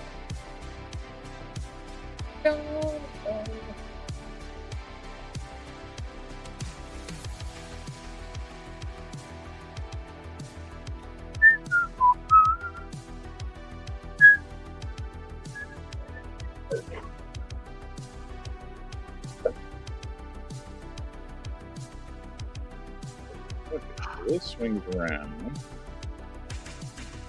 No, that doesn't.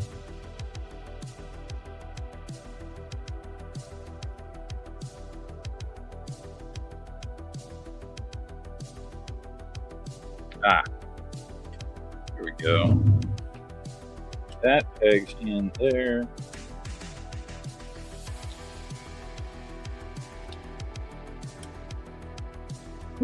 And that pegs in there. That's what she said. Yeah. Kinky. All right. There is Silverbolt's fucking crazy. Oh, you combined jet mode. I thought you were talking about the Silver Superion mode. Gentlemen, it is that time of night again. Sorry I got a little bit busy towards the end there, but I will see you guys next week. How dare you wait until I'm sorry, but until next time. See ya. Speak with. All right. I dig this, man. This is cool. I can see Silverbolt having like a big booster pack.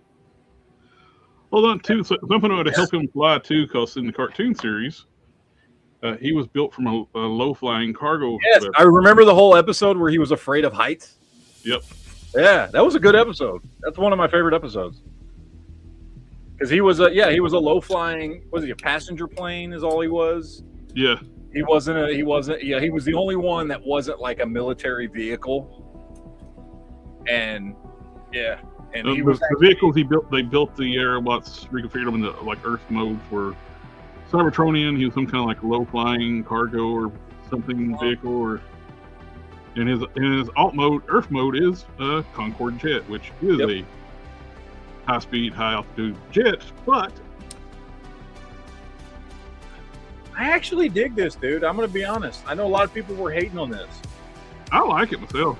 I actually like it. Like, I get it, it's big and chunky and stuff, but, like, it looks good. I'm big and chunky. And you look good, sir.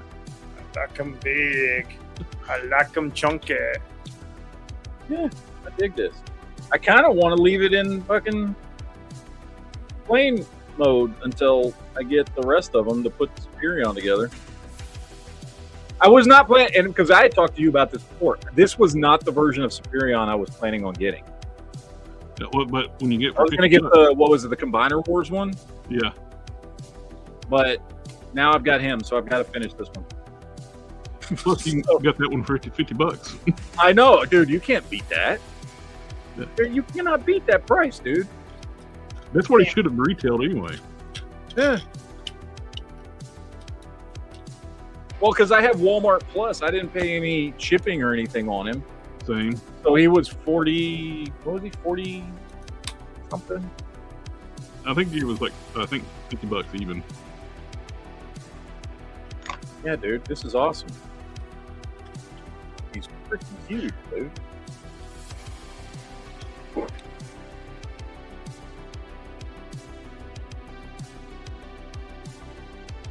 All right. Now it's time to open up Armada Optimus Prime. Boing. So all are gone. My Prime got excited, man. It's like you're talking about another Prime. It's like the styrene just popped straight up. Let's open this bad boy up. Oh, I don't know if you saw in the chat. I thought it was hilarious. I posted in the Ultraverse group with all these Primes I'm working on. Yeah. Meta AI dubbed it as Transformers Prime, Optimus Prime, 3 different versions. It's like, hey, AI is taking over the world, okay? it's like, sorry, AI. Prime does. Kevin Green does transform into Prime, but he's not a Transformer.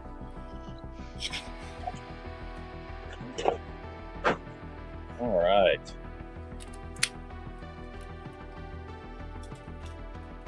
I like this, and I, as you guys know, did not watch Armada, but I really like this flat, chunky design for Prime.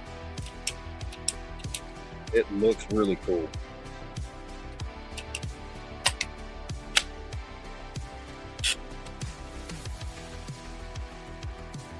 But I'm not going to have him in truck mode on my shelf.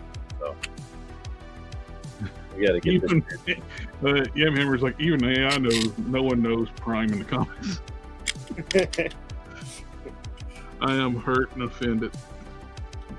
He's right. He's out of line, but he's right. Yeah. Seeing how a lot of times when you look up Ultraverse Prime, you see my customs and not the actual comic. Yeah, your customs are more popular than the comic.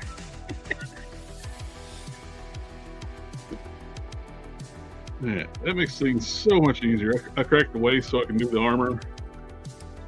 That's from now on when I do primes. I'm just going to crack the waist every time. Trying to sculpt around the waist piece is just a pain in the ass.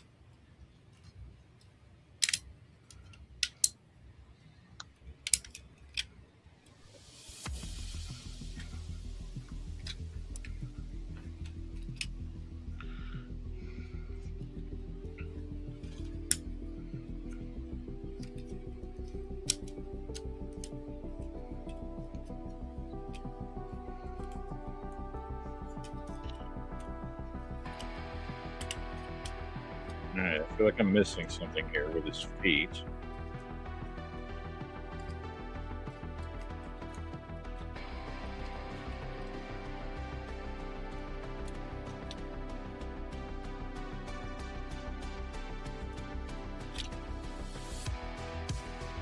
Yeah, that line, he's out of line. He's not wrong, but he's out of line. Thing is like the only good thing that came out of that. Yes. No, John Walker came out of that. John Walker was good.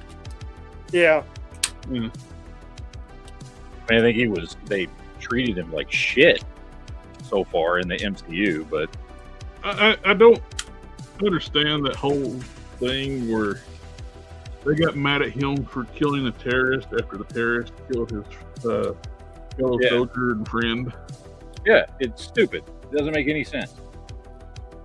Guess what soldiers do? They kill bad guys. Guess what Captain America has done? A lot. Kill bad Especially guys. World War II. Just slaughtered Nazis. Just absolutely slaughtered them every chance he got. And not just the men, but the women and the children too. I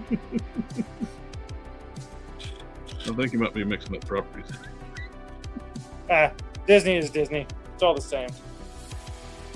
True. I give you that. Oh my gosh, it's like I said, cracking that waist piece. I don't know why I didn't do that sooner. That makes this so much easier.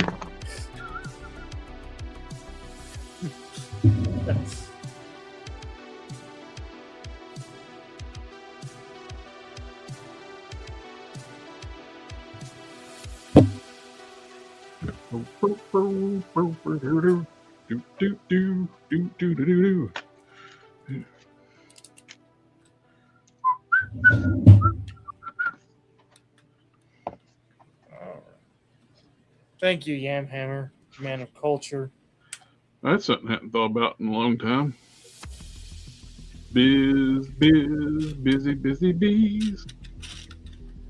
I don't know if you're even old enough what that was from.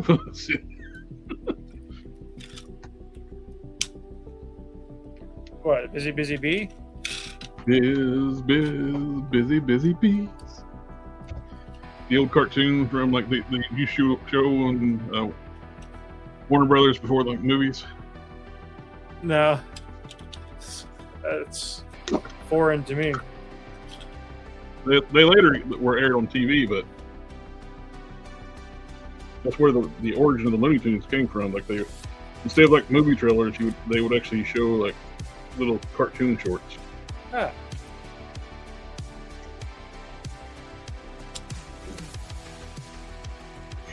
Random thoughts by Collector Express. All right, we got regular Armada. Now it's time for Ultimate Armada. Nut Chuck. I don't know how the hell I'm going to do this. Christ, this thing was complicated as fuck. CE is from Earth 6. Yep. He pronounces it Bernstein Bears too. And also, I grew up learning that your heart's on the left side of your chest. Also, what color is your blood when it's still in your body? I was told it's blue. Yeah. It's not.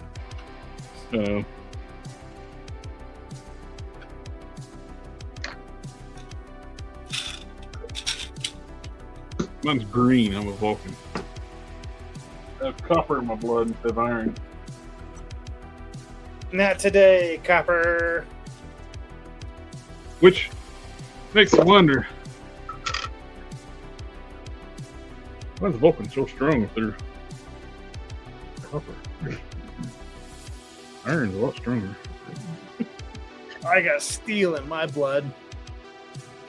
They never really explained why Vulcans are stronger than humans, because their planet's not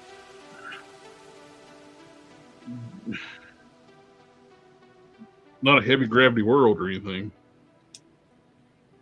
Yamhammer, this is the oversized MP10 knockoff. I got it off a Shozy store for like $50. It was quite a bit cheaper than it was anywhere else. Is it oversized or the same size? It's the oversized MP10, isn't it? I thought it was the regular size one. It's the same one as this. Oh, wrong one. What? Is it not oversized? No, that's not oversized. That's regular size. It's the regular size MP10. The oversized one's called MPP10. Oh. You got extra PP. Yeah. The Luon is based off the PP10 that you got on your shelf. Yep.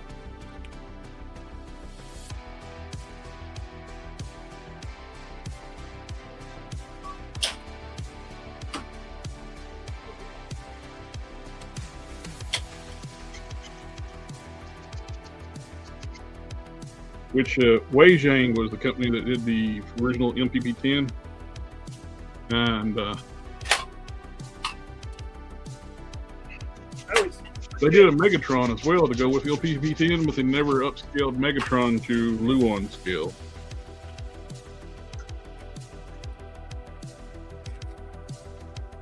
I mean, that's the blaster. Does it still fold up with the? And it fits in his backpack still, so. Which you just got us banned from YouTube. It's something near damage. It doesn't look like a Walther, so hopefully we're okay. It's a switchblade rifle. It is. I always forget how heavy this guy is because he weighs like 25 pounds.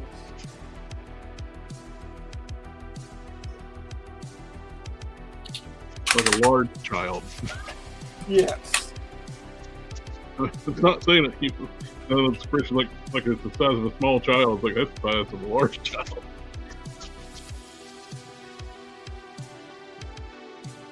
What is he, about 3 feet tall? 27 inches or something like that. So a good deal bigger than 2 feet tall, but not quite. It's about as close as you're going to get to a 1/12 scale Optimus Prime. Yes. Plus, all the lights are cool.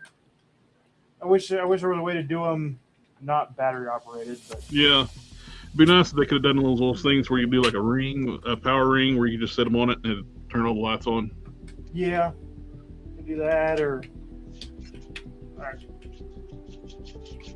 don't know. It would be difficult to do anything with like cables, but yeah, USB would be impossible with transforming. Now the when I got that Toy Alliance, like 18, 19 inch tall one. Yep. Those big ones, they could have done those with USB. I feel.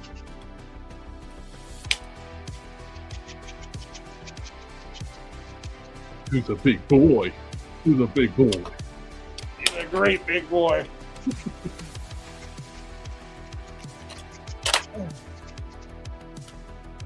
Okay, Yamhammer, I don't know why the frick we never thought about calling Kryptons Toy Vault KTV. It's so much easier. Man, I feel dumb now. It's like, instead of trying to call you Kryptons Toy Vault, I'll just call you that KTV now. I don't know, that sounds a little too much like JB. So it's KTV it is. I ain't never fought any y'all. I don't want to start now.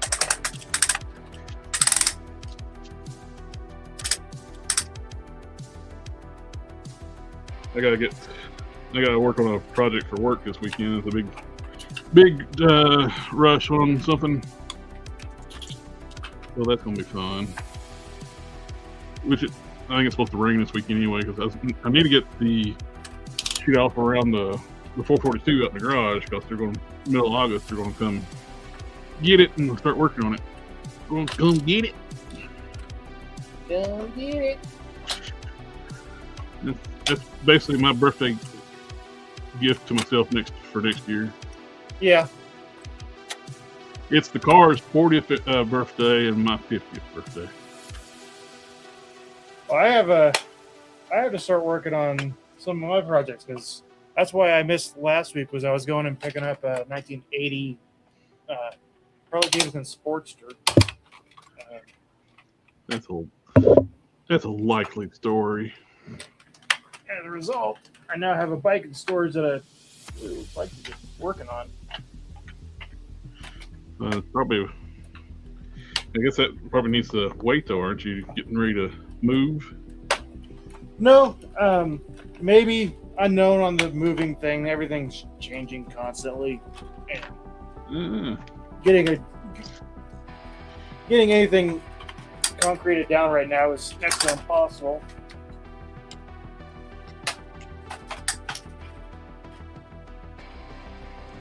You lied to me. I answered with the most current information that I thought I had, and that I didn't end up getting the house that I thought I was going to get. So, With advice from counsel, you plead. Yeah, I believe the 5th.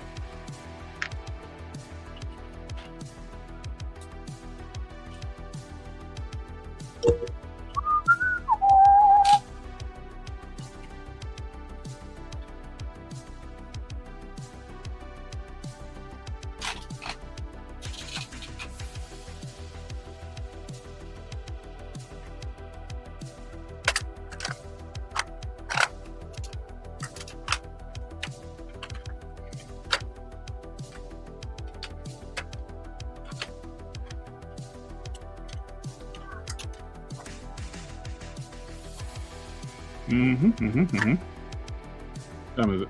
Oh, Matt, you got the other thing. I do. Oh shit, I do. Okay. Damn it! I'm sitting here trying to transform Prime. Okay, I gotta go. All right. See you, Matt. Adios. Are you in the chat? You're just going to sit there and not do nothing. Get transform Prime. Oh. We should go into another chat and just aggravate them.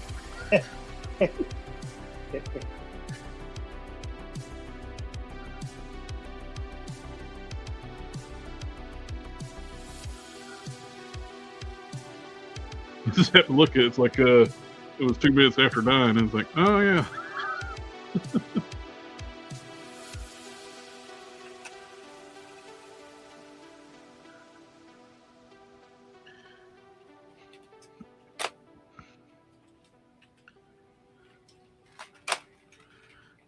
No, I didn't get a chance to ask him when we're doing a chat tomorrow night. Well, he's not working until Monday, so probably. Hey, I could actually watch Spider-Man tonight. Yes. I say that. I don't have a good track record. If I can find that good copy you was talking about, I'll do that. Yeah, I'm gonna watch it again. I do think it was. I don't know if it's. I've only seen it the one time, so I can't make any like definitive answers. But I think it has potential to be pretty high up there. Yamhammers has a point. Like, even though I didn't know it was 9 o'clock subconsciously, I knew it was 9 o'clock. Else we start talking about cars.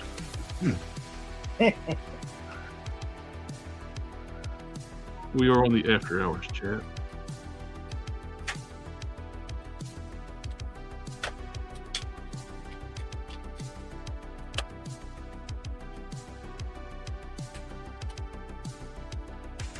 Where we found out Meta AI thinks the Ultraverse character Prime is a Transformer.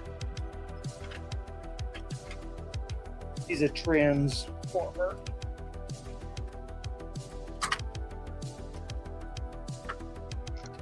He transforms into a superhero.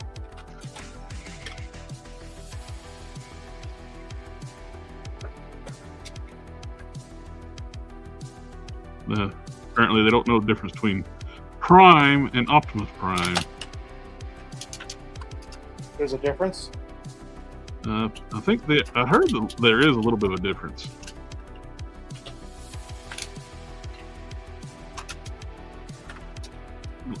From what I've been told.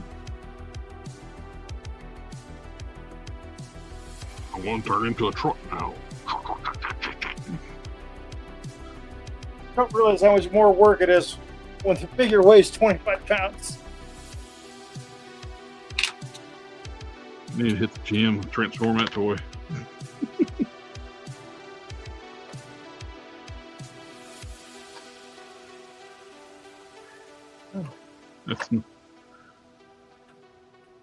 That's a man's toy. Wait a minute, that didn't sound right. I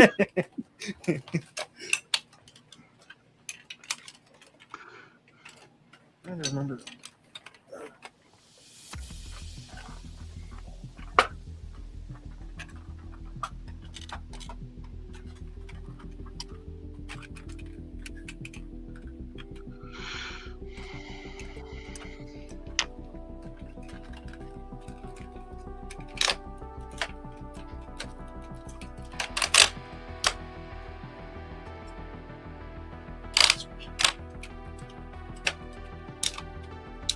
Yeah, might as well just keep the chat going since I'm in the middle of sculpting. There's no point stopping.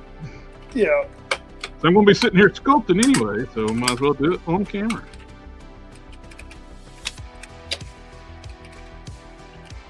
Yeah. I kind of like got burned out on that quick. I watched it a lot, then I was like, nah, I'm done. I was like, nah, I'm done.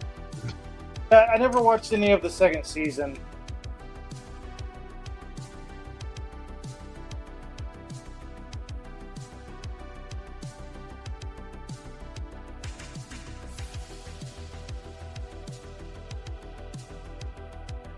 I think the fact that it's actually got like celebrities showing up now, kind of like. It was funny when it was a gag. Yeah. It kind of like became mainstream when they started having celebrities start showing up, and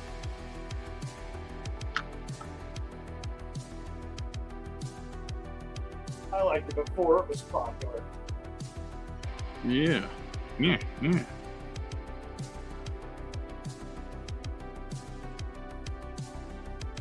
I still think my movie ideal should happen.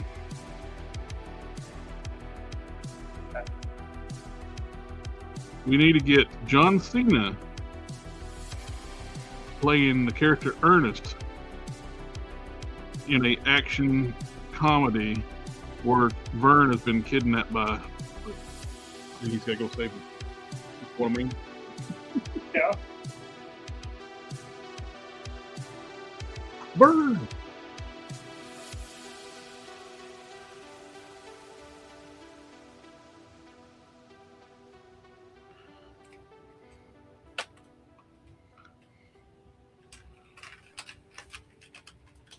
Because he is slowly morphing into probably more accelerated now into Ernest.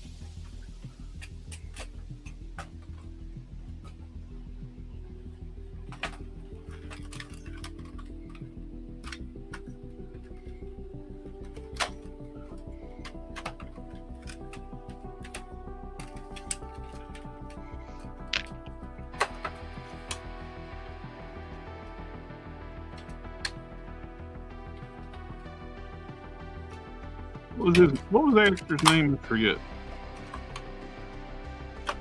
John Cena.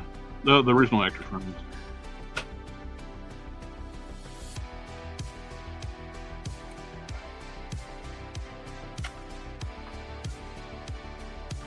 He also played Uncle Jed in the Hollywood version of Beverly Hillbillies.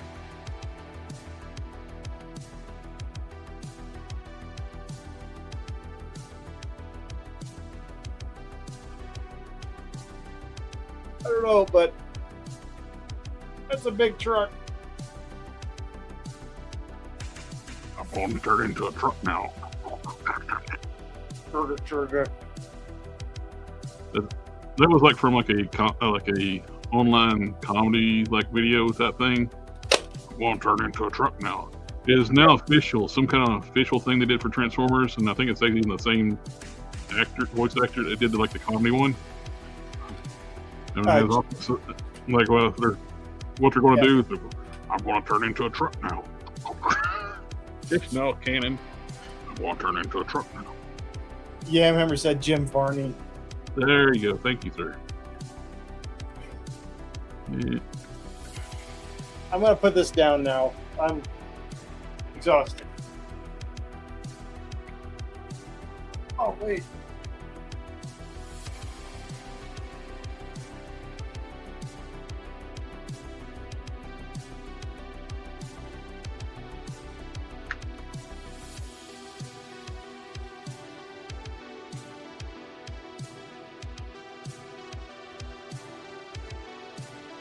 Optimus Prime can ride on Optimus Prime.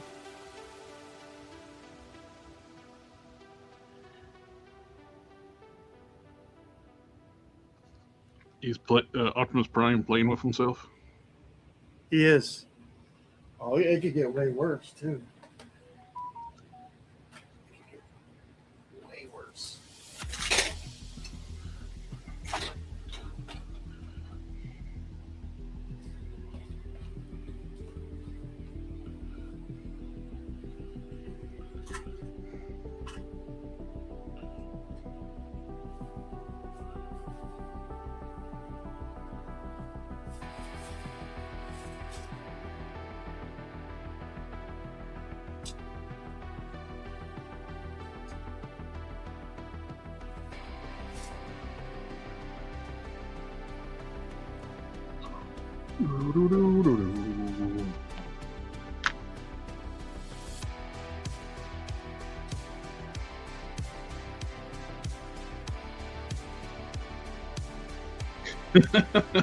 Mr. Harry Potter, hey, nothing below but he's been accomplished nothing. He's been working on the same torso for weeks.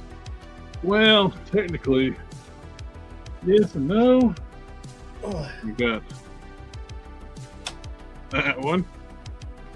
You got that one. You got that one. Yep, you got this one.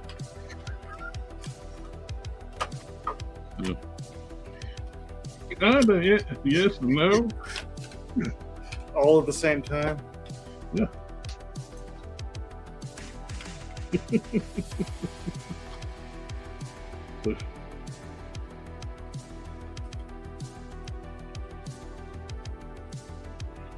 I'll turn into a truck now.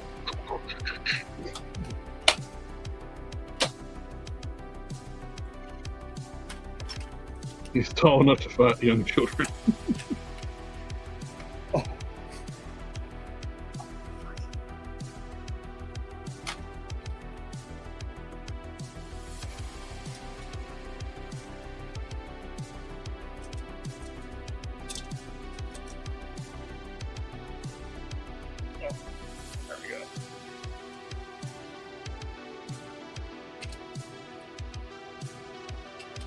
Still can't believe how cheap you got that thing for the size of it. Oh, I know. Yeah, Hammer, this is the UN Resources, or Lewin Resources MP P10 max overscale jumbo sized. And it was what, $220, I think it was. Yeah, it's crazy how cheap it was, especially like how much it was when it first came out.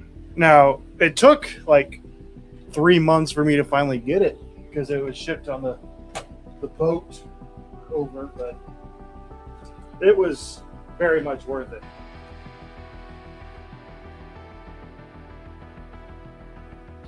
That's the first time I've transformed it since the first time I got it, because it comes like half transformed. I put it in truck form for a little bit, and it'll go back to robot form, and then it'll stay that way forever. I got it off of Bombas B, I think. Bombas B didn't overcharge me this time when I got the green scar. Yeah. They only charged me $12 shipping this time. Sure. With the Zoom rig, my alien dad, they ripped me off. So I told him, like, hey, you overcharged. No, that's the right price. I was like, well, you charged my buddy, like, a friend of mine is like, much less. What's his name? I'm not fucking telling you. You want me to rat you out, man?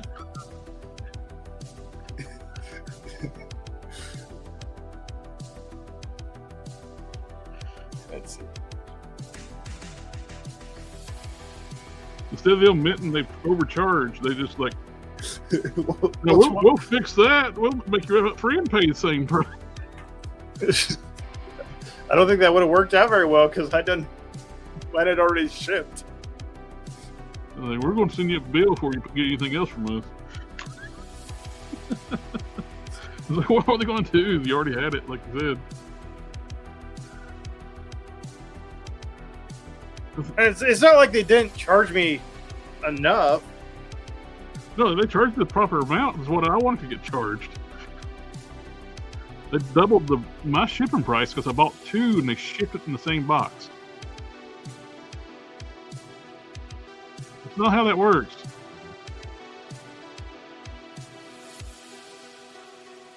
Yeah, I bought two items. You don't charge me shipping twice when it's the same order. Especially in the same box. Yeah.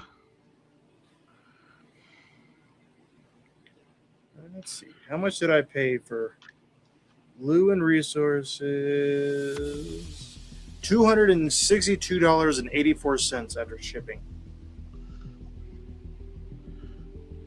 That's not bad at all for that big giant thing. No. The only thing that's kept me from buying, I got a ton of Optimus Primes already. If they made the Megatron to go with it,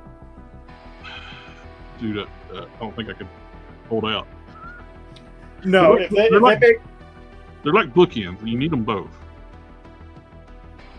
Lewin. Yeah, remember. I'm looking for it on Bombas Beat, but I don't think they have it anymore. So.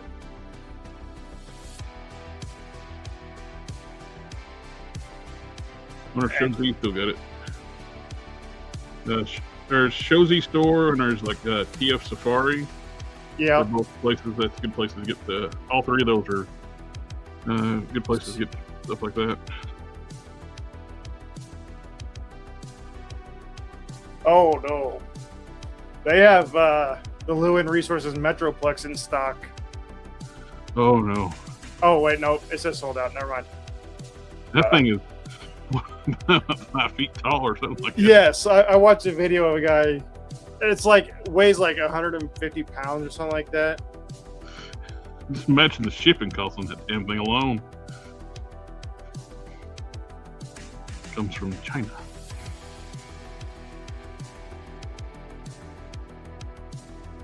I think when it comes to speaking of that, with Invincible, I think I'm good with getting a few characters, and I think I would just stick with the Zoom rig. I like the Miley and Dad, the art style they did with the figures. Yeah. I like that. I prefer that over the Jada stuff. But no, the Jada stuff is fine. Looks fine. It's just not my style for certain things. Yeah. It worked perfectly fine for Street Fighter 2. But something like a comic book property, I think it needs more detail. Yeah. Shozy Store is sold out of everything Lewin.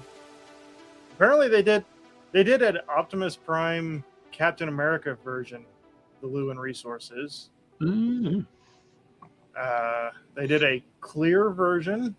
Oh, I would not want something that big in clear plastic. No.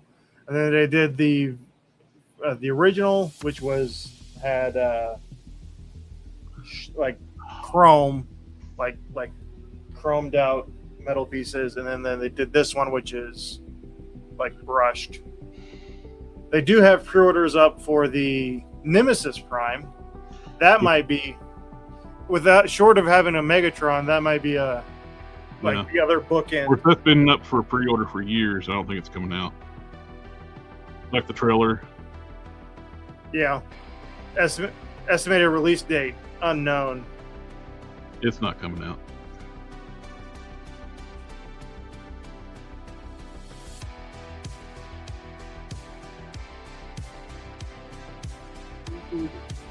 Okay, let's try TF Safari.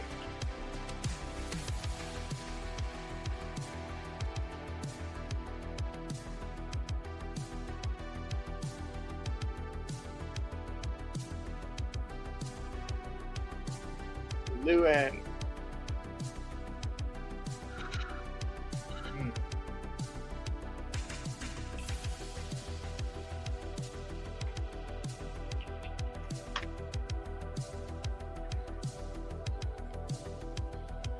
I don't know if they have it listed or something else, because when you put in Lewin on TF Safari, you get absolutely nothing.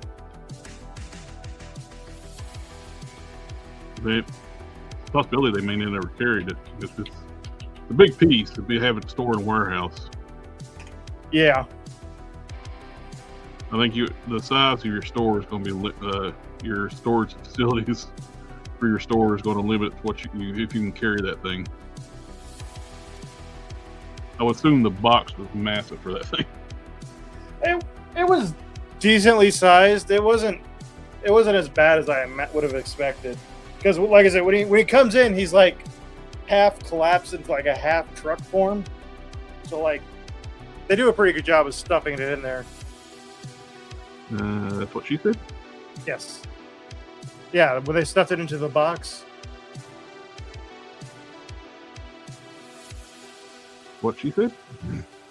Lewin Resources also did a Spike Witwicky figure that was, I guess, to scale. Well, that makes sense because the original MP10 came with one.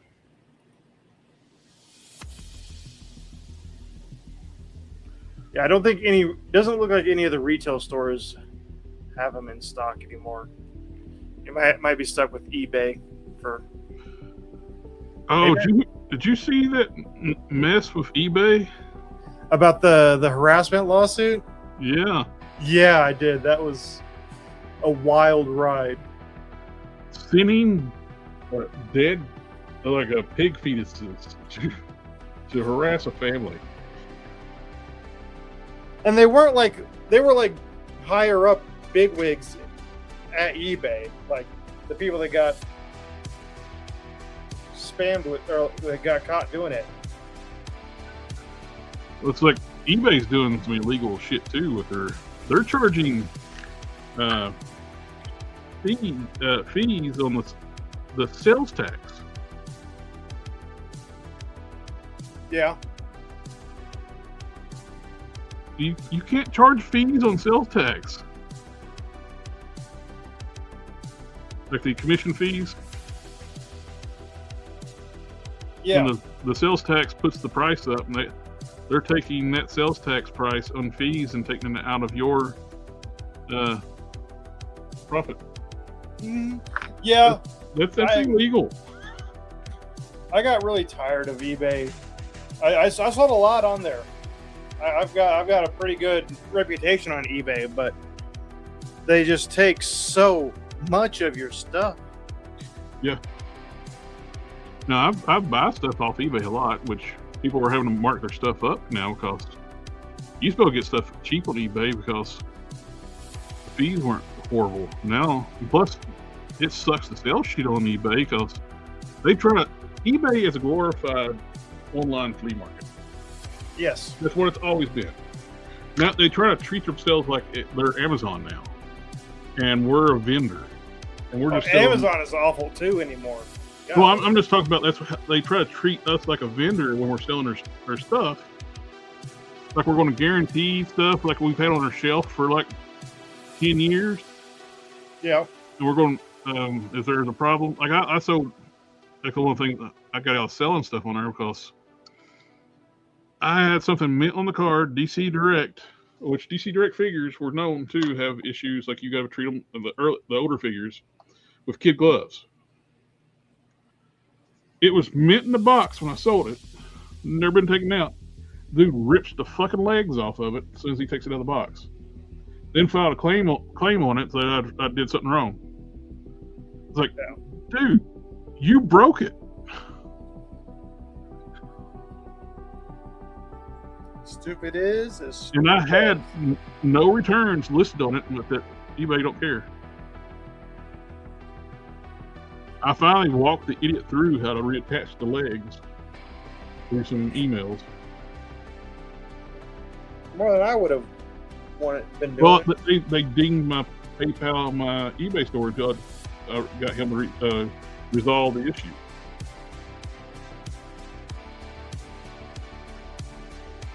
You ever seen Jay and Silent Bob Strike Back? No. Oh, in that movie, Jay and Silent Bob find out that a bunch of trolls on the internet hated their movie that they made. And the end of the movie has them looking up all of these people that left the reviews and going around and literally beating them up for leaving negative reviews. That would have been a pretty fitting conclusion. Can we beat him up for what he did to He-Man? Yes. He'll probably cry about it, though. Yeah, which is hilarious fact that he ever like wrote himself to be like where he'd actually beat up anybody. He's the biggest sissy of them.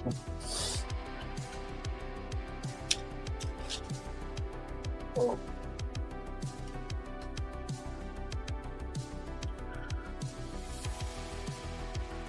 I don't think his friend that plays like Jay is as sissified as Kevin Smith. I don't think so. Jay's been through too much shit. Jason Mewes, Yeah. he was like battling cancer and drugs and all that stuff.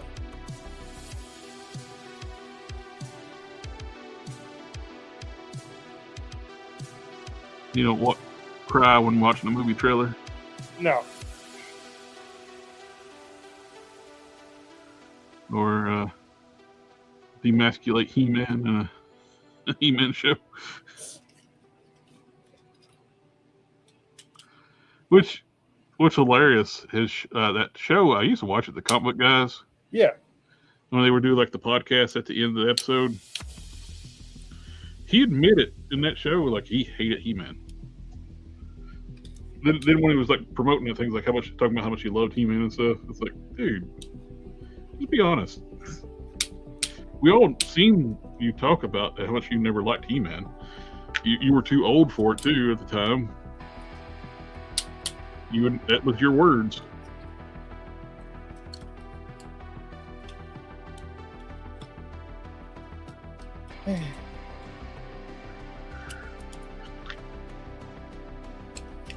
It's like a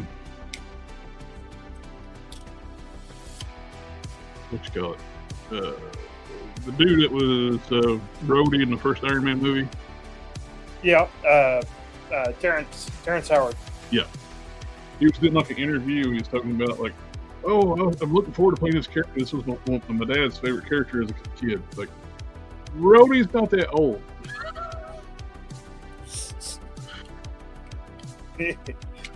Well, to be fair, you have to keep in mind that Terrence Howard is kind of special. You should listen to him talk about 1 × 1 = 2 when he's talking about Terrenceology. What? What is Terrenceology? That's where he goes around proving that 1 × 1 = 2. That's his cult, I guess. It doesn't, but okay. Hey, don't tell Terrence that. Well, I've seen his like clips. These idiots too, like I just got these two women in like a kind of weird podcast. Like, I just got a tattoo. It says like 1 + 1 = 11. What? So we're saying is you got a tattoo of a bad math equation. The other chick at the podcast, like, my mom says the same thing. It's like, then this other chick was like doing like a voiceover. It's like, just remember, when you get in an argument with some people, they might be the R word. I forgot what was on YouTubers.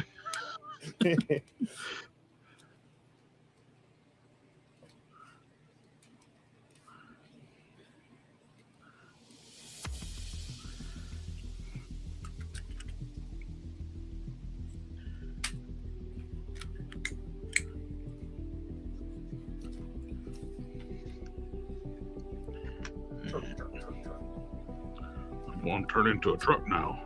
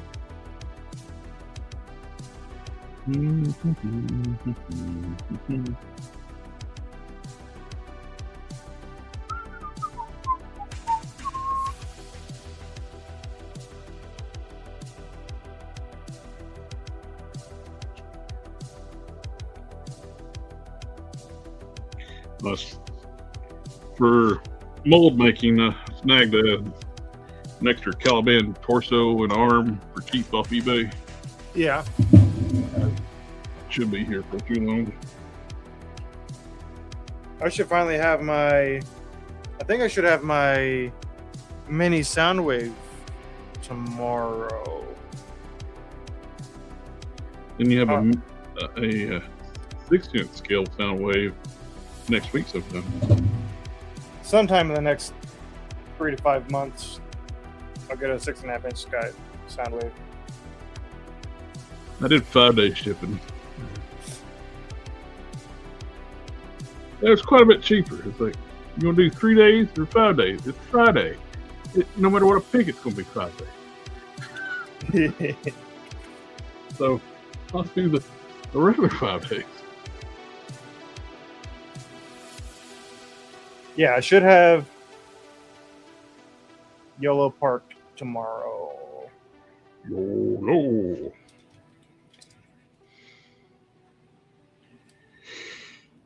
And he's no longer a truck. Truck. I love that color scheme. I do too. It looks good. I like this better than the Nemesis Prime color scheme. I do too. It's something about that purple and black. Like I said too, I'm kind of one of my first Transformers. I think my very first Transformer was Skywarp. And what color is he? Purple and black. Purple and black. I don't know. Maybe lavender and black. Well, I guess he is kind of. Depending on which version of Skywarp is more purple than lavender. Yeah.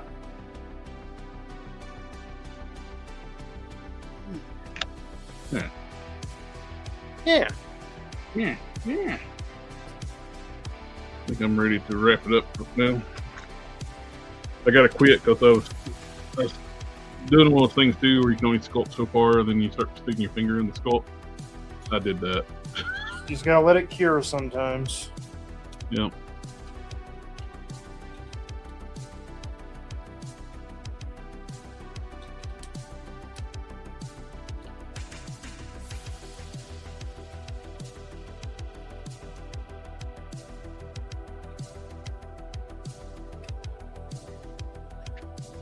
All right. We may have a geek chat tomorrow night, or may not, on the Geek Fusion channel and the KTV channel. Yeah. I'll be working on a project for work for a good chunk tomorrow. But anyway, everybody in the chat, thanks for coming out and hanging out with us tonight. It's always a pleasure. Mr. Kryptons Toy Vault, or KTV for short. Yeah. If we have a geek chat tomorrow, it'll probably be Spider-Man, which we already covered today, X-Men, and Superman. I guess if I watch it tonight, we can get in more detail on the spoiler stuff too. Yeah. Well, if we do the Spider-Man tomorrow night, we can do first a little bit non-spoiler, then we'll do spoiler. Yep, I think I'm going to watch it again tonight too. So. All right, everyone. We'll see you next time. See ya. Excelsior! Ninja vanish!